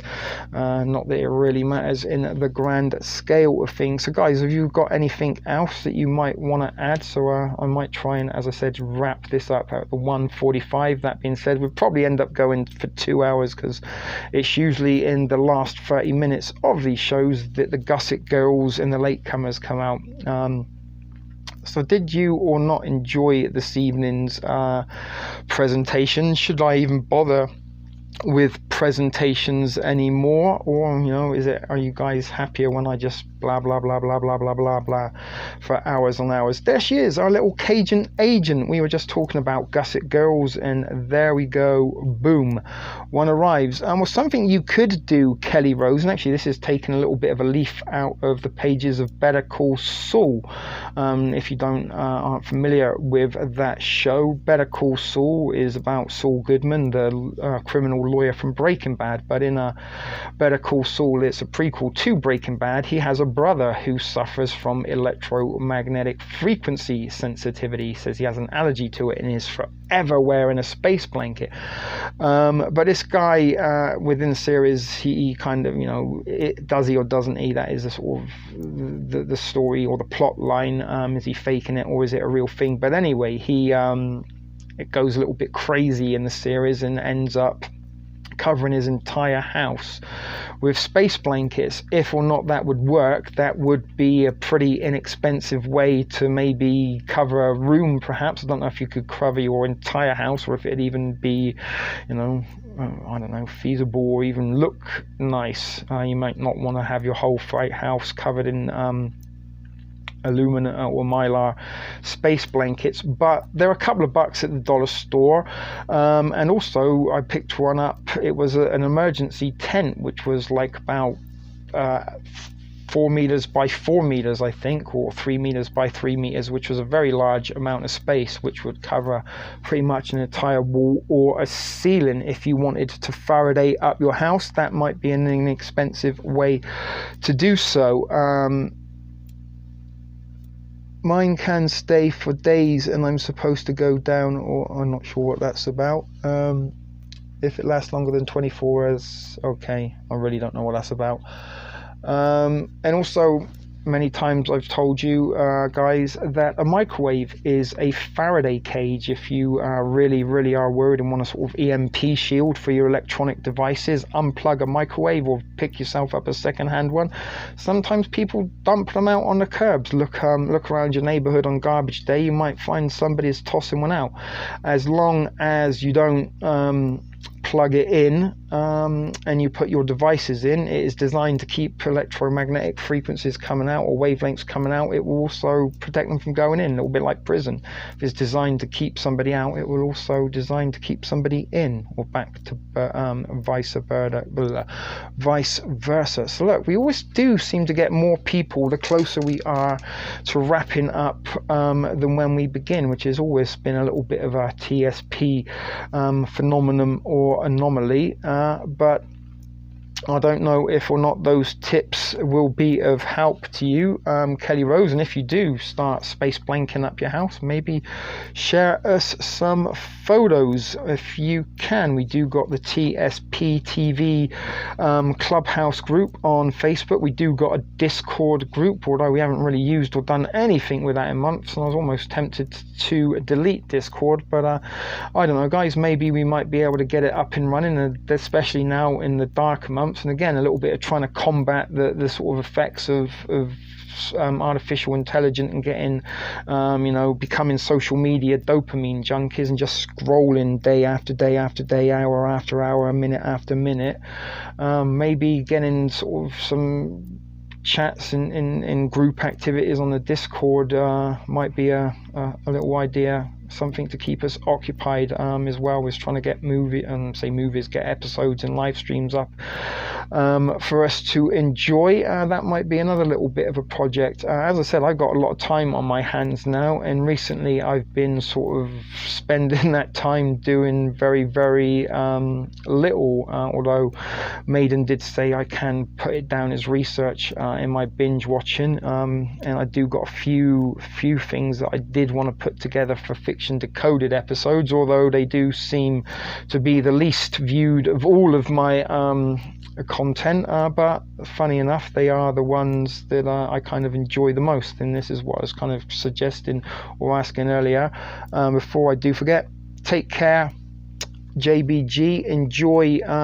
Is it supper time, or are you just going to go and get loaded? Maybe I should try and perform my little rap that I did the other day. The admin crew know what it's all about.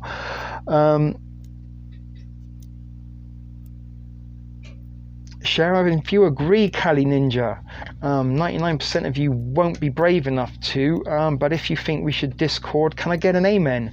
There you go. Look at me looking at things there. But what was I chatting about? I forgot already. Remind me. See, that's why I'm getting to wrap this up. But anyway, yeah, sorry, I did loads. Thanks, Kali Ninja Adventurer, for the amen. And indeed, admin crew, indeed, I know exactly what you're thinking and saying.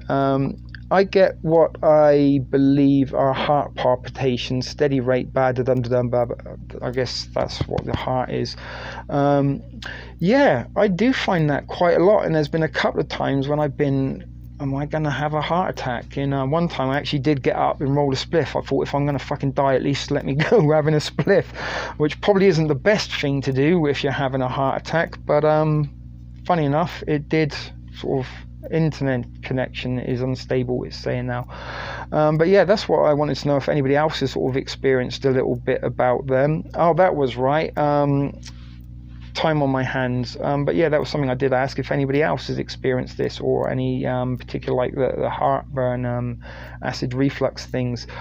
We got a little, it's just a chat on Messenger, Kali Ninja, not really missing anything much. It's usually just us moaning about our aches and pains. I'm feeling too tired. Good night, Double M. I'm glad you got to join us this evening, and love and hugs to the little ones there. I don't know, I go smoke anytime that happens.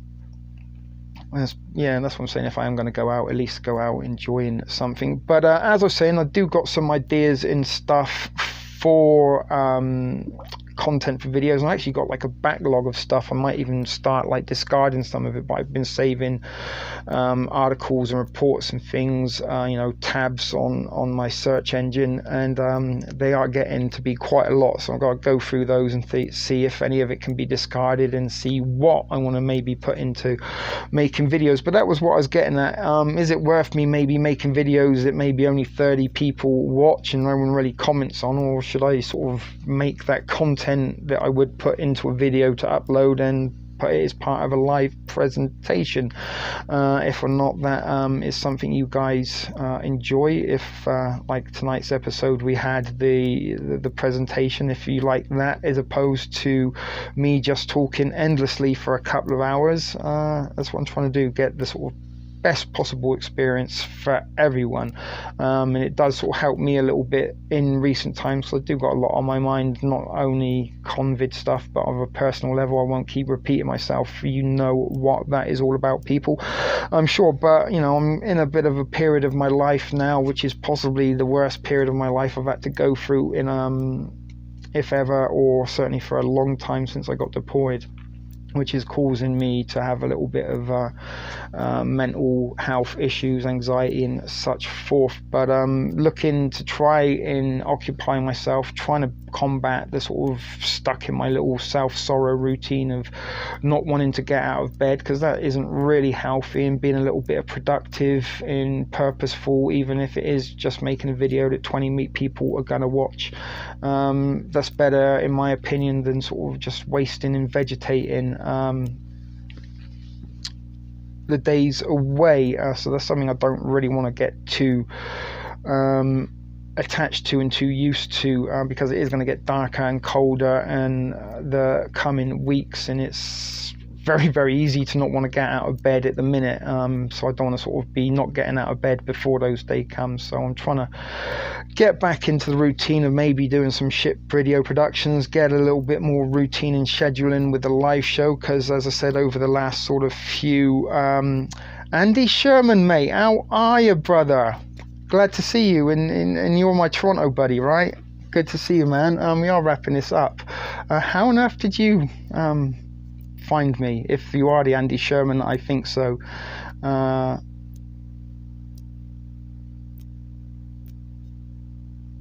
Yeah, this is kind of where I'm sort of thinking, because ATN, it seems that when I do a live stream, that gets a little bit more, yeah, I know who you are. Good to see you, man.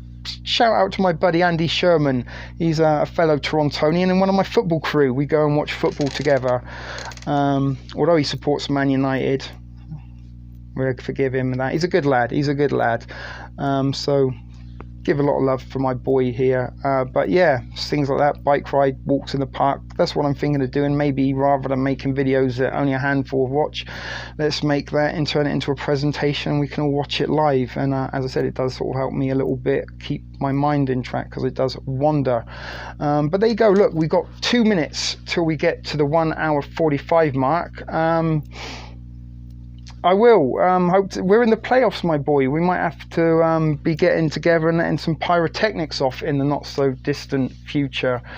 Although football, it don't feel the same with empty stadiums and viewing parties. They kind of took a little bit of our, that's something that I used to do as entertainment and get out of, for the reward for the work week. Go and watch a little bit of football, go in the stadium, sing, wave a flag, let off some fireworks. It's good for the soul, but we haven't been able to do that in a long, long time, unfortunately. So hopefully we can get together and do that soon, guys. So anyway, I don't know if or not you've enjoyed tonight's show. It looks like we might be rolling on a little bit longer to 2 hours. Just me and my annoying OCDs and times. What am I looking for? My water. Hold on a second, guys.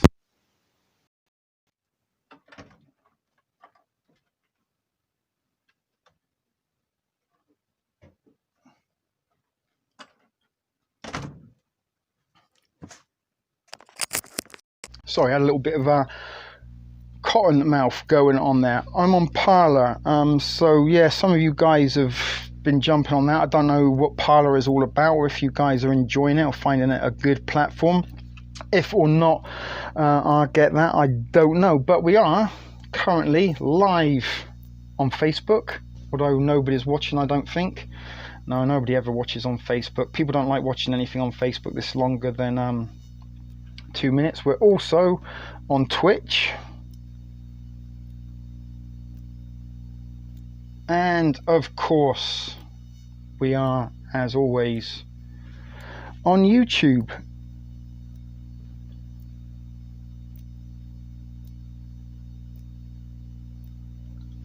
Parler is the Dan Bongino platform. I don't know what that is. Can you stream live on Parler?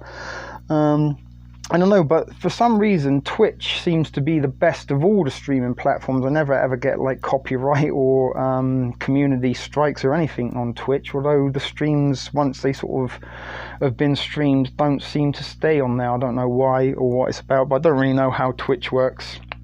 I've sort of managed to figure out YouTube a little bit, I guess, and I do have a bit of skill and knowledge on Facebook. So if or not, I do want to go to the trouble of getting an extra platform for just a handful of people. I don't know or not, but time will tell. Facebook, YouTube, these are kind of the bigger platforms, and these are the ones that kind of have the most control over what we see in censorship and stuff like that. Not only that, they are the ones that are controlling us more than other platforms. And that was what tonight's stream was all about, to try and highlight and demonstrate a little bit more in about how social media is little more than a mind control device, and how during this lockdown and while people have been isolated and put in their homes in states of sort of quarantine or self-isolation, they have become prime targets and candidates for mind control and brainwashing methods to be implemented into them. Theta TV. So there's lots and lots of these new sort of platforms that are cropping up and becoming popular, but this is a little bit it. If you can remember, once upon a time Facebook was an anything goes. You could sort of post anything you wanted on Facebook. Same with YouTube. Once upon a time YouTube was great. You could watch all sorts of weird and disturbing things on YouTube. Not so much now, and this is it. And the sort of bigger anything grows, then the more control it has, and they don't sort of care when there's only a handful of people on there, because a handful is easier to control. Same thing with Instagram and WhatsApp. Once they got big enough to be a threat to the powers to be, the powers to be brought them up and they become the powers to be, just extensions of the same umbrella, so to speak. So anyway, guys, what was I saying? Did any of you enjoy tonight's show, or did you take anything from tonight's show? That would be nice to know.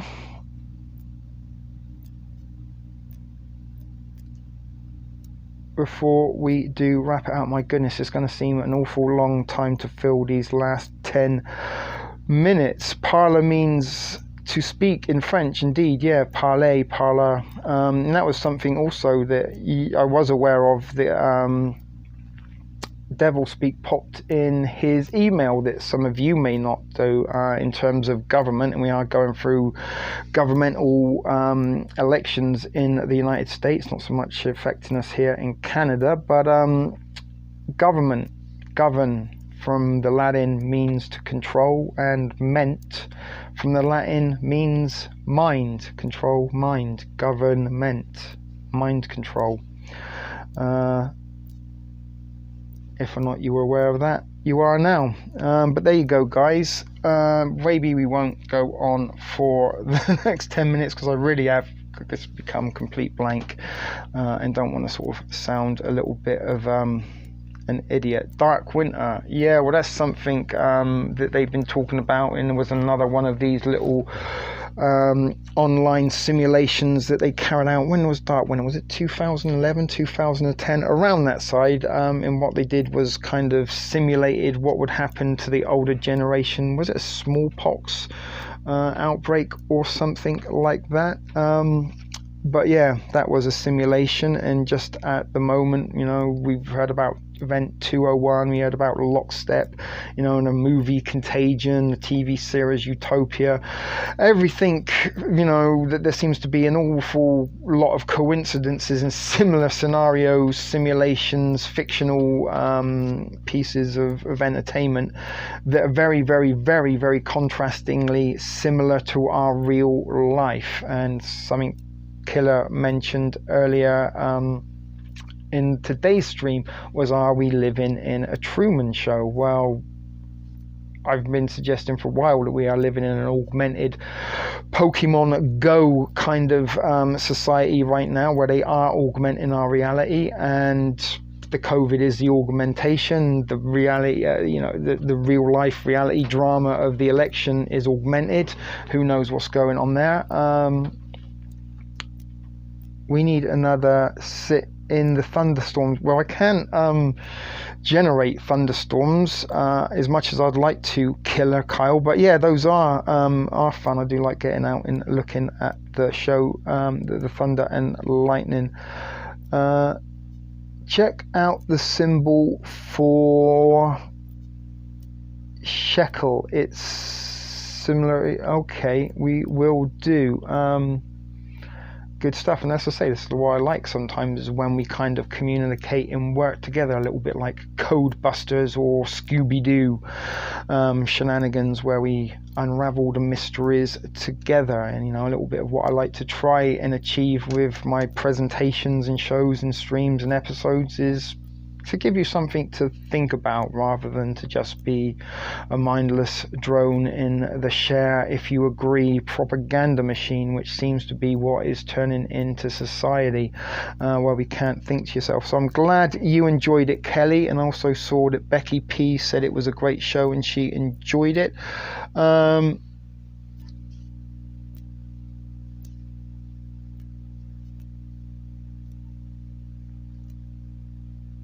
Oh, you're talking about buses. Yeah, you can't jump on the bus. It's always easier to get on the streetcar without paying here in Toronto.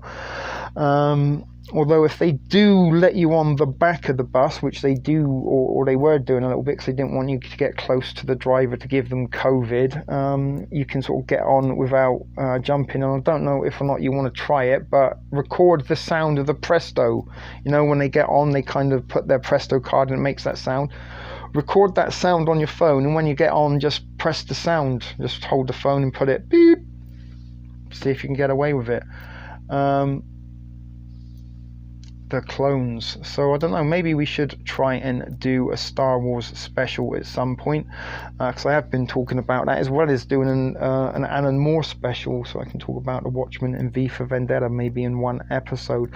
But as I say, I'm thinking a little bit that it might be better going forward to just sort of, rather than make the episode and then bring them into the live stream, and that'll be part of it. We can sort of have a little bit chat, talking, watch some entertainment, then talk about it afterwards, and maybe, as we said, try and get the Discord up and running. Maybe we can hang out in the daytime, chat about stuff, and maybe even that can provide content, because you guys may be aware that it is the 2-year anniversary of TSP TV coming up at the end of the month, and I was thinking about doing 2 weeks of tea, so that would be 2 weeks of me. I'm T, as in TSP TV, the thrift store prepper. So for the 2-year anniversary, I was thinking maybe for 2 weeks we could go live every night for around 2 hours.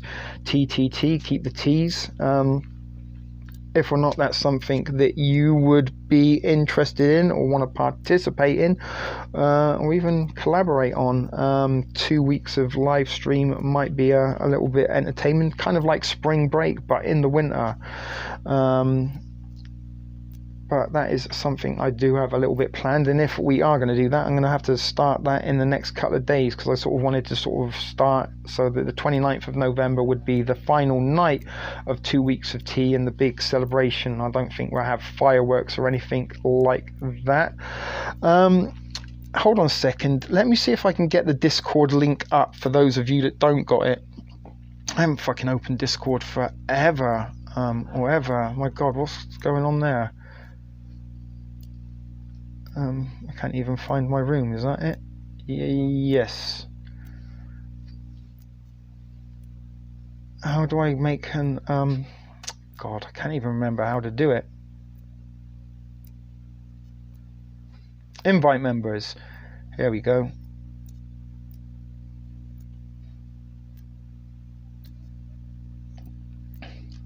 Hopefully this will work for those of you that aren't in the Discord. There it is. You can go and jump over there now. So look at that, we're down to 10 people and only 4 minutes to go. So glad you guys managed to join us tonight. We didn't get the Martha, you're the gusset girl, I guess, arriving as we wrap this up. But as I said, we didn't get the 20 or so people that we did on Tuesday night. And again, as we started out the proceedings this evening, talking about, was that the algorithm? I hadn't been on YouTube for a week. That was the first live stream I'd done in a while.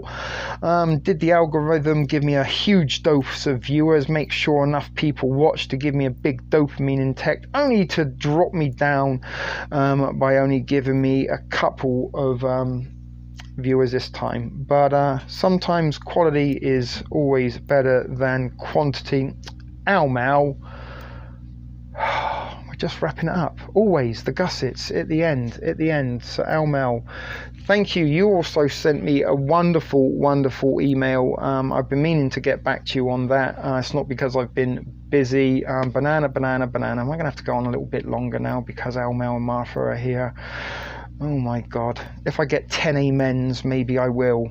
which is going to be a push because there's only 11 people watching. If I get 11 amens, share if you agree. We'll go on for another 10 minutes for Almel and Martha.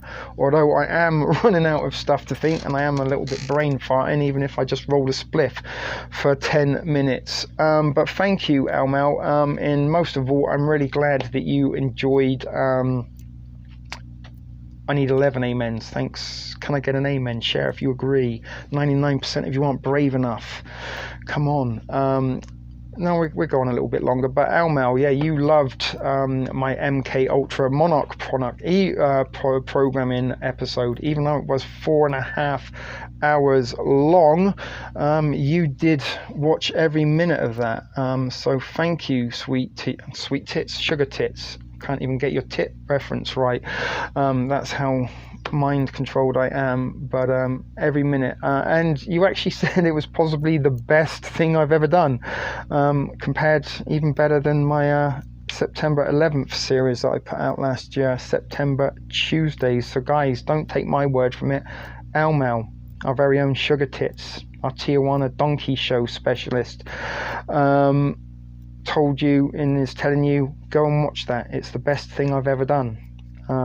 I should have put like that comment up. I was actually going to do a satirical comment of the week episode, so I don't really get that many comments on my videos. Funny. No, Callie, it has to come from everybody. Let's play shitty cards. Well, shitty cards will take a lot longer than 10 minutes. Although maybe that's why what you're getting at. Oh my goodness. The shitty cards are here. Hold on a second, bear with me. Do I by chance... I'm trying to find... see, this is a great thing about Prism. I can open up my media, and do I got it on this phone? I don't know. Fuck, never mind. I've got a shitty card intro that I made. I don't know if you guys can remember it. That I made especially for shitty cards, but maybe I'll tease you. There they are. There are the shitty cards for another day. Had I had the intro on here, I'd have got the intro up and rearranged everything, because that's the other thing at the minute. I don't know if you can kind of see, the studio's not exactly looking the way it once did. It's a little bit messy ever since I've kind of rearranged things to the way it is now. You can see we've got the fireplace and the turds over there, but as I need sort of space to lie the cards down, if you know what I mean. But shitty cards we can have a game of. We haven't played shitty cards for a while, and people really used to enjoy it. Do you remember that one viewer, a one-time viewer that showed up that was very, very vocal throughout the whole stream, and then we said, okay guys, let's wrap it up with a shitty cards, and then she's like, oh, I'm leaving now. She's a little bit, you know, Christian, a little bit radicalized Christian, and sort of said that she didn't want to stick around because gambling was satanic, even though it's just for fun. It's a guessing game. No one's gambling, although JBG, I'm pretty sure, has a Chinese connection, maybe out in Singapore, that she does lay money on shitty cards, because she is a little bit of a gambling addict. No, she's not. I mean, maybe she is, I don't know. Well, that's a revolt in development. No, I do got the shitty card. Hang on, I think it's on this one. Let me see if it is. No, I actually think I might have deleted it by accident. I might have to make another one. Never mind. Talking of which, did you guys like the intro this evening? I do try and pay a little bit of attention to the intros, change them up, give you something to watch while the proceedings are unfolding. So we've gone over the 2-hour one there. Oh look, make sure you like the video. You didn't say smash the like today, Martha, but yeah, if you can like it if you want, but that's a shame I don't got the shitty card intro that I made. Let me just check one more time. Hold on a second. Hold on.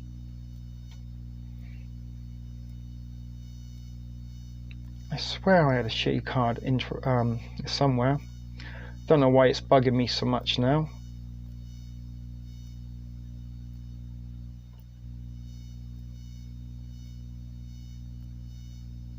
Pretty sure I had one. Is it down here? It's... oh no, it's just the picture, look. It's not the video. Sorry, there was the... Sorry, I lost all my train of thought there looking for the shitty cards things. I know, please don't think I'm telling anybody off when I kind of say this. I'm just like trying to make people aware that maybe there is a possibility that their behavioural patterns are not the result of their own doing, and maybe they are the influence. Smoking bongs while you're waiting is always good, but they may indeed be the influence of artificial intelligence. So yeah, maybe I'm gonna have to put together another shitty card intro, because it was quite funny actually. And the other thing, I also don't have the music lined up, because it's not the same without the music. Do you remember the music? Well, Becky P, I've got absolutely loads of things to work on, and this is kind of the sort of trouble. I've just been chucking stuff onto the... I'm going to make a video, or I'm going to do a stream about that pile without actually making any of it, so the pile is just getting bigger. I'm not sort of taking anything out to keep it balanced. So I do got a lot. Almal, I actually have a couple more MK Ultra social engineering streams and presentations lined up that may or may not be another 4.5 hours long each. This is what I'm saying, ATN. The music is half the fun. Without the music, it's just not the same. Almal, oh my goodness, it's like I got you bent over and I'm slapping your ass. Yes, I'm game, and that just adds to the imagery. Sorry about that, guys. A little bit of inappropriate humour, but we haven't teased Almal in a little while there about such things.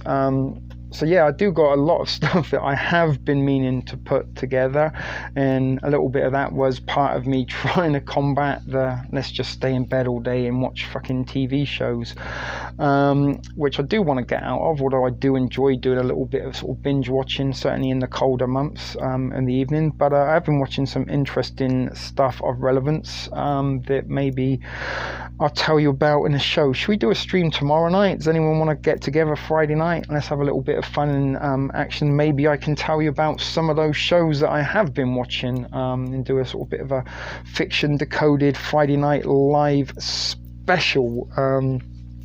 What was the happy medium, Almal? I know you're picturing that. I know I am.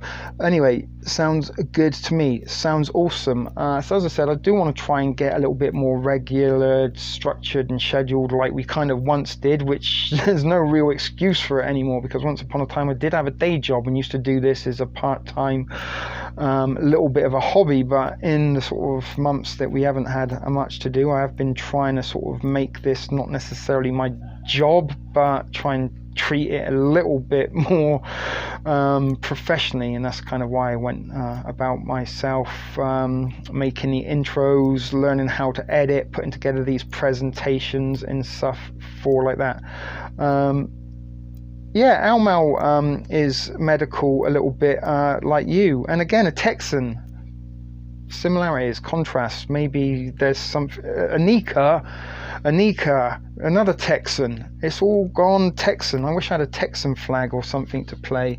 Hang on, maybe. Give me a second.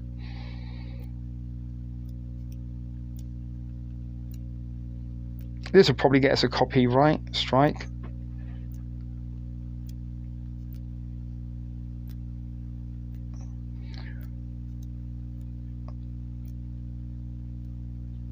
Hold on, there's an ad.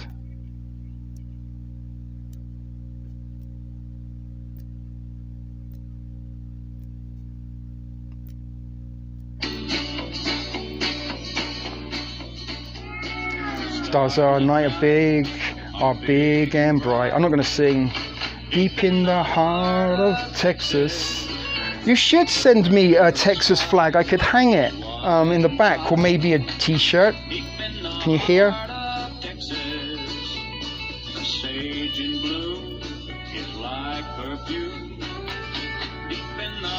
I feel like I should have dungarees in a piece of corn and maybe a jug. Oh my goodness. Talking of which, look. There you go. I don't know why I'm doing that, but you know what I mean. Maybe one of those things, you know, a piece of wood in a soapbox. But this goes out to my Texan guys. And Almo, that's what I like to see, a few laughs at the end. The coyotes will wail along the trail. I know, maybe we could go on a road trip if I was allowed in America, ATN. That would be fun. Imagine the episodes we could record on our way from Canada down to Texo. Of course you would, Martha.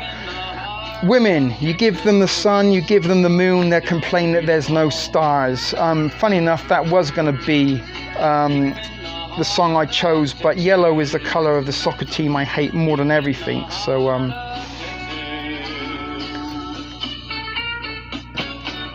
So there you go. That was for my Texan roses. But yeah, the yellow rose of Texas. Or maybe we could have... Anika, you're down in Amarillo, right? We could have... Is this the way to Amarillo? So there you go, ladies and gents. There was a little bit of a shout out to my Texan crew down there. Hope you like that. Although Martha didn't. She wanted yellow rose of Texas. But as I said, I've given up trying to please females. That's why I live alone and just pay females to be in my company. Because when you give them a couple of $100 an hour, they let you call them what you want and do what you want and don't really back chat you like a regular girlfriend was. And funny enough, it is cheaper in the long run emotionally. But yeah, thinking about a little road trip down to Texas. 15 people now. No, I'm in Galveston. Galveston, oh Galveston. That is a song, right? Galveston. So should we leave people wanting more? Can I drag this out any longer? I did say I'd go for 10 minutes, but we always do seem to get more people. And because little Anika, and it has been a while since Almal has joined in here, and we do seem to have all the Texan. Martha, you're Texan as well, right? Or you're in Arkansas. And I think that's Sharebearer, this Arkansas. Go. Yes, it is a song. All right. Well, I'm not going to... 16 people now. My God, the Gusset girls are pouring in. Maybe going to Discord brought people to the thrift store. Sorry, what was somebody saying something about Blue Beam? I caught out of my corner of my eye a little while ago.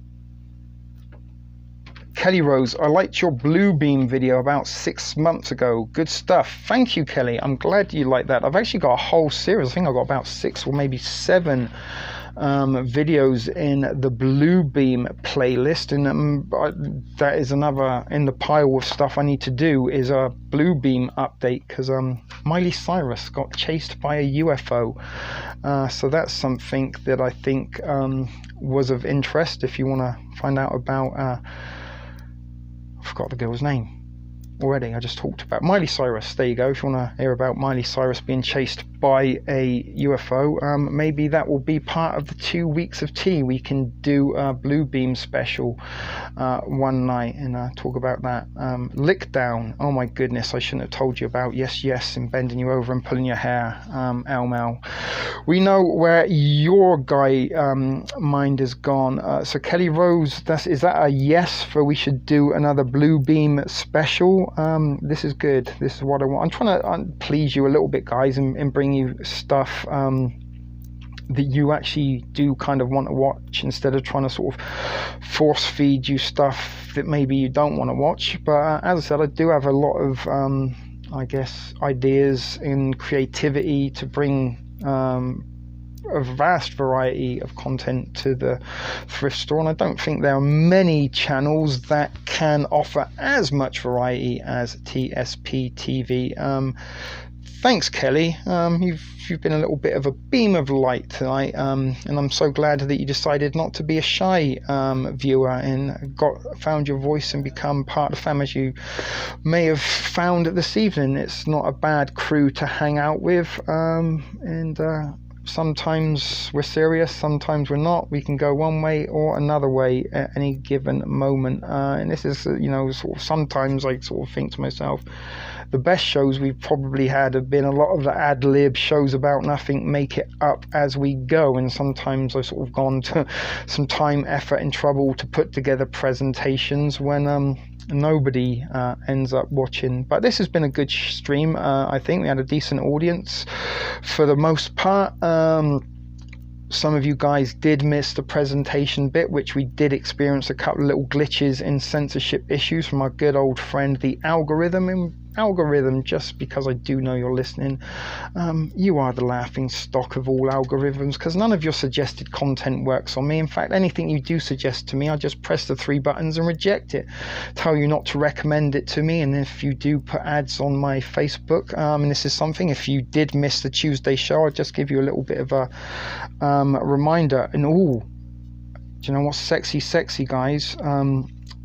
Facebook has gone dark mode. If you've got selected for selected accounts, you can now go dark mode on Facebook. I do like dark mode, love dark mode. I don't know why. This is kind of where I get a little bit tech anal, but if or not I can demonstrate to you, it's only going to be a matter of time, hopefully. So you're scrolling down like this, why am I not seeing? Here we go. So we've got an ad here from Rogers. Rogers, if you don't know, are a big sort of entertainment provider, internet, cell phone, that type of thing. A little bit like Verizon, I guess, in the UK. But anyway, it's an ad. It's a sponsored ad. Now you see 3 buttons. Press the 3 buttons. I know it's all backwards, but it gives you an option: save video, hide ad, or report ad. So what I do when I see ads, I press report ad. Then it says, why do you want to report it? So I choose it's misleading and a scam, and then press submit. And that is a little way that I fight back against what the artificial intelligent algorithm likes to put on my content. Same thing, go down. When I get another ad, I will do exactly the same. Say that it is misleading and a scam, because pretty much all ads are misleading or scam by definition. Same thing, let me just open YouTube for those of you who don't remember or weren't here. So when you're on your home screen, you sort of scroll through. So the first video is Alaska Prepper. So they want me to watch this, some ASMR character. So we go again, 3 dots, and it says there, don't recommend channel. And we press don't recommend channel. We come down a little bit further. We've got a Netflix ad there. Why this ad? It doesn't allow us to report it on YouTube. But same thing. Press the 3 dots, like the cauldron. They want me to watch this tennis video. Press the 3 dots. Don't recommend this channel. Now I have told you guys, instead of opening up, let me just demonstrate for you if I can. So there you go, and there's my YouTube app. So when you open up YouTube, it comes like this, and it opens on the home. So what you need to do is go over here and press subscriptions. And now what I should do is see only the people I subscribe to, and not what the artificial intelligent algorithm wants me to see. TSP TV 2, look, 1 view. There's a video I uploaded today. If some of you are interested, subscribe to TSP TV 2. There you go. But that's what I do. I don't look at the home screen. I go over and go to subscriptions and check out my YouTube that way. If or not you guys want to choose to do that yourselves, up to you. Just a little hint. This way you'll probably get to see the channels you subscribe to content more than the stuff that they would rather you be watching, instead of paying attention to me or other such channels. How are we doing? 2 hours 15. All right, we are going to wrap this up at 2 hours 30 minutes. Don't know, I'm really kind of clutching at straws to sort of fill the time in now. Maybe I should quit while I'm ahead, leave you wanting more. So if or not we're going to come back tomorrow, we will come back tomorrow. I'll try and go on at 9 p.m. Eastern time, which is where I live, Eastern time, 9 p.m. So I don't know what that will be for you. And maybe, as I said, I will try and put a little bit together on some of the shows that I have been watching in the last few weeks. Killer, what's the wrapping this up, or keep them wanting more. But there you go, 9 p.m. tomorrow. Can't say that's by 17 people watching now. Every time we do say we're going to wrap up, more people arrive. Maybe they are, the algorithm. We talk about how it is designed to keep us our intention. That is what they want the most. So maybe that's what I'm doing when I'm getting close to go. Quick, give him another view. I keep him talking another 5 minutes.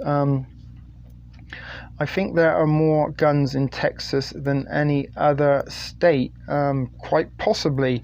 But something I have also pointed out a few times in the past, that do remember and bear in mind that the deep state do have weaponized weather technology, electromagnetic mind control technology and weaponry, as well as directed energy weaponry, not to mention thermonuclear devices. I'm pretty sure all the AR-15s in Texas ain't going to do much to stop a thermonuclear device taking you all out. But don't let me paint the glass half empty for you there. But smash the like, share if you agree. 99% of you won't.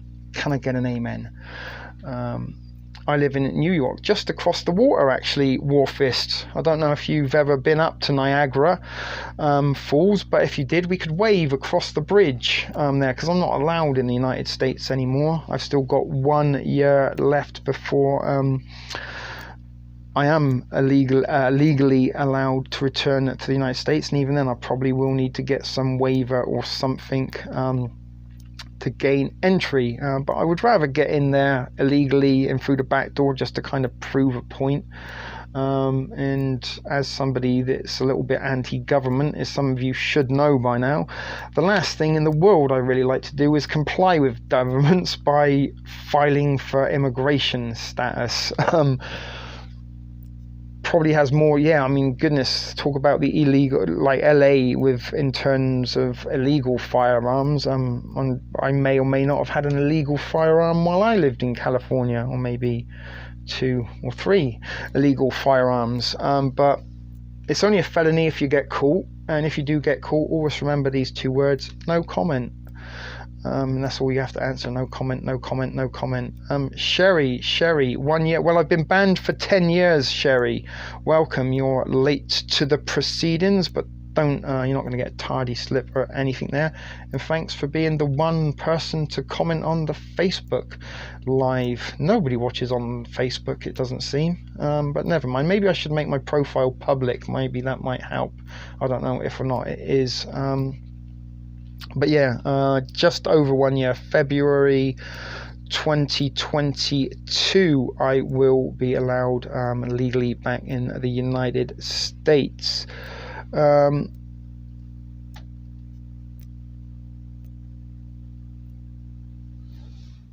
What did I miss there, Kelly? I never texted because I texted in caps, and your family has been cool and didn't say a word.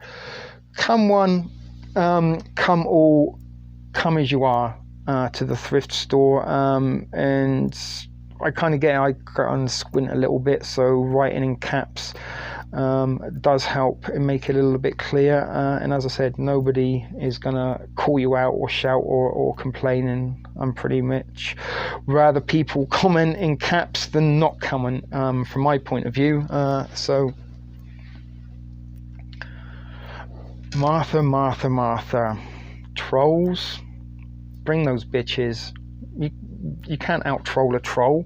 And goodness, I may or may not have been a troll for hire at one point in my life, and may or may not have suicide attempts as a result of my trolling activities. I could do an entire series of videos on how to troll your enemy, but let's not go that way. But I could, and I am a little bit of a shit poster, as some of you may or may not have noticed from my Thrift Store Prepper Facebook account. I'm getting those hiccups now. So how are we doing? 9 minutes. Baby P. There's one.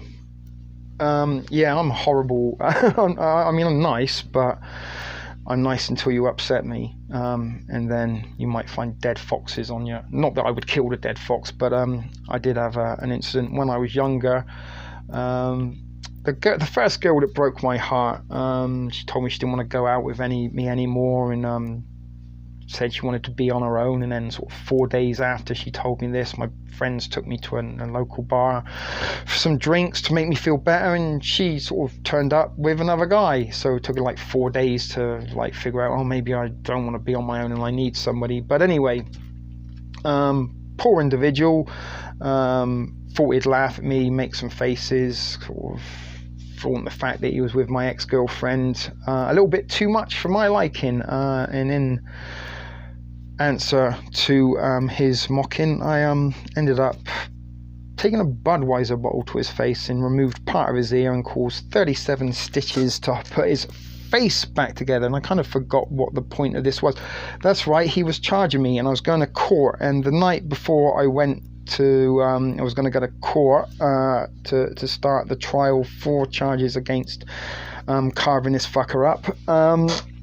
We went to a nightclub, and on the way back from the nightclub that was just outside of my town, there was a dead fox in the road. So because I knew where the guy lived, we kind of collected the dead fox and left it on his car the morning that he had to go to court. Didn't come to court, funny enough, and eventually dropped the charges.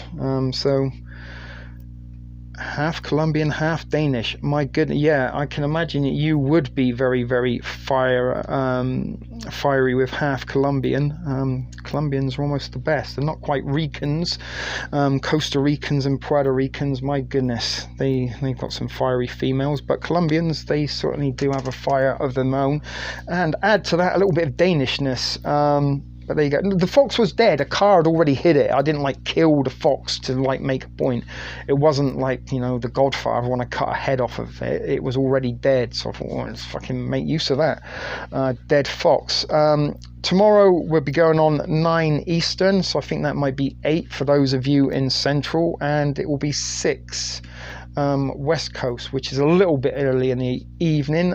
But as I said, I kind of try to get it so everybody can watch, and it is a little bit difficult with time zones, and also I don't want to be sort of up till the middle of the night, although it was kind of fun a couple of weeks ago. Do you remember we had a boys only after dark 3 in the morning live stream, which sort of does I don't know, it does seem to be the sort of better time for this kind of content, I think, in sort of streams. But as I said, I do have house guests and other people that I do have to sort of bear in mind and take into consideration. So maybe, you know, talking loudly in the early hours of the night isn't exactly fair on other people. But as I said, guys, nearly at the 2 hours 30 mark. Look at that. You've got nearly an extra hour of bonus TSP footage. Almel, Anika, so glad to see you guys. It's been a while. It always feels kind of, I don't know, we've almost had all the old school here. We've had Killer, Becky, Share Bear, but as I said, it does feel a little bit old school. It's been a while since we've had so many Thrift Fam all together, and certainly the nicer part of this stream is the likes of Warhammer, Devil Speak, and Kelly, who have decided to join us and become part of the fam. So there we go, guys. 2 hours 30 minutes. You got a nice stream tonight. It was fun. I enjoyed it. Again, my apologies if I do seem a little bit sketchy and sort of go from one sort of my mind flips and snaps from 1 minute to the next. That is a little bit of a state of depression, anxiety in contemporary situations. Almel, she's on Facebook because we do multi-stream now. We're not just streaming on YouTube. We do multi-stream on several platforms. It doesn't cost or take any more effort for me to do so. Prism streaming app, fantastic, wonderful tool. I'm getting more and more used to it now, and way better than Streamlabs, which we were using when I did try to. Almel is saying hello, Share Bear, to you if you're watching on Facebook.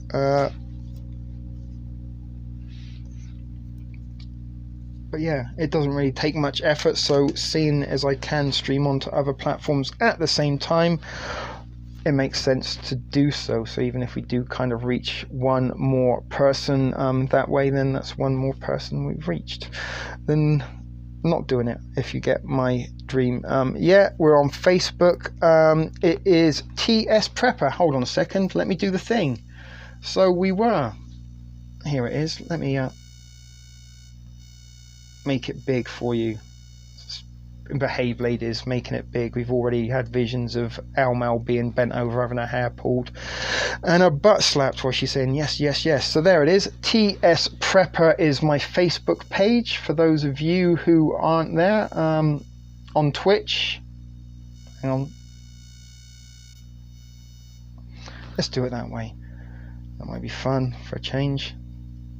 Thrift Store Prepper, all one word.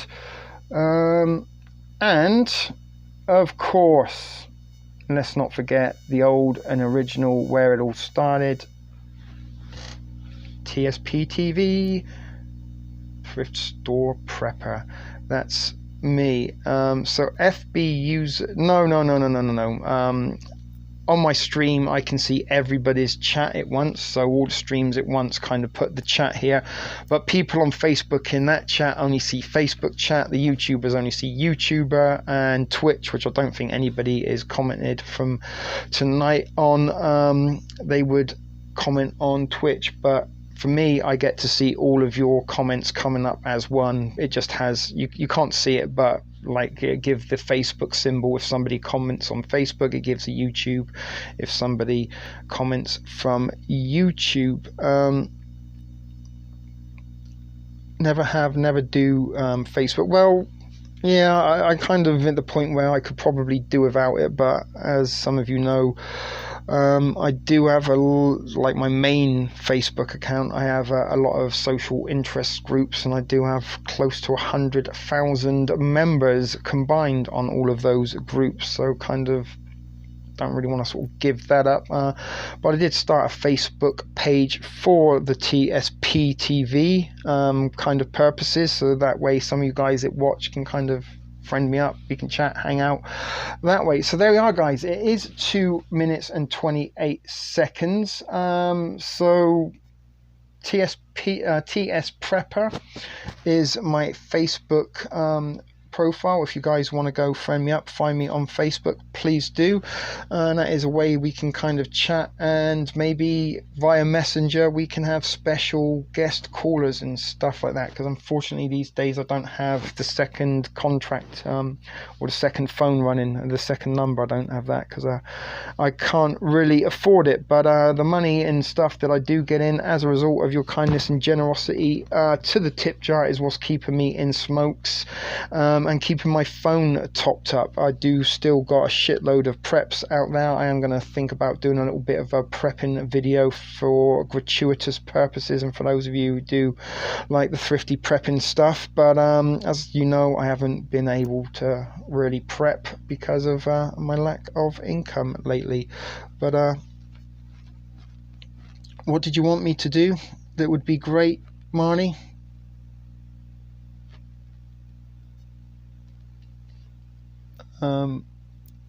Oh yes, call-ins would be great.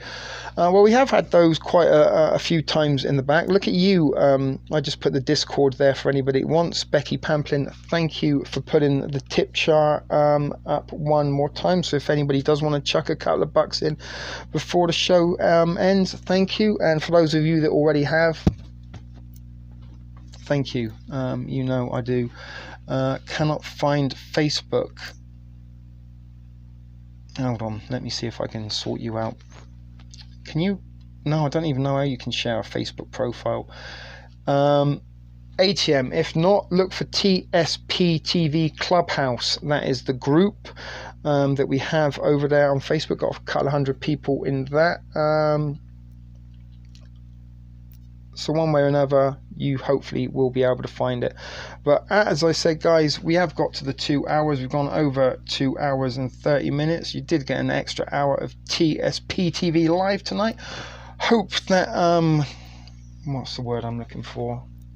Satisfied your cravings? Probably not. I don't imagine anybody craves me or TSP TV episodes that much. Certainly not in the way that a crackhead would crave crack. But hopefully you guys enjoyed it. I enjoyed hanging out with you. And don't forget, tomorrow, 9 p.m. Eastern Time, we will be doing it again. So there might be a chance that you don't get a notification. Maybe set a little reminder now on your phone. If you've got Google Assistant, tell them, hey, Google Assistant, remind me tomorrow, TSP TV 9 Central. Central.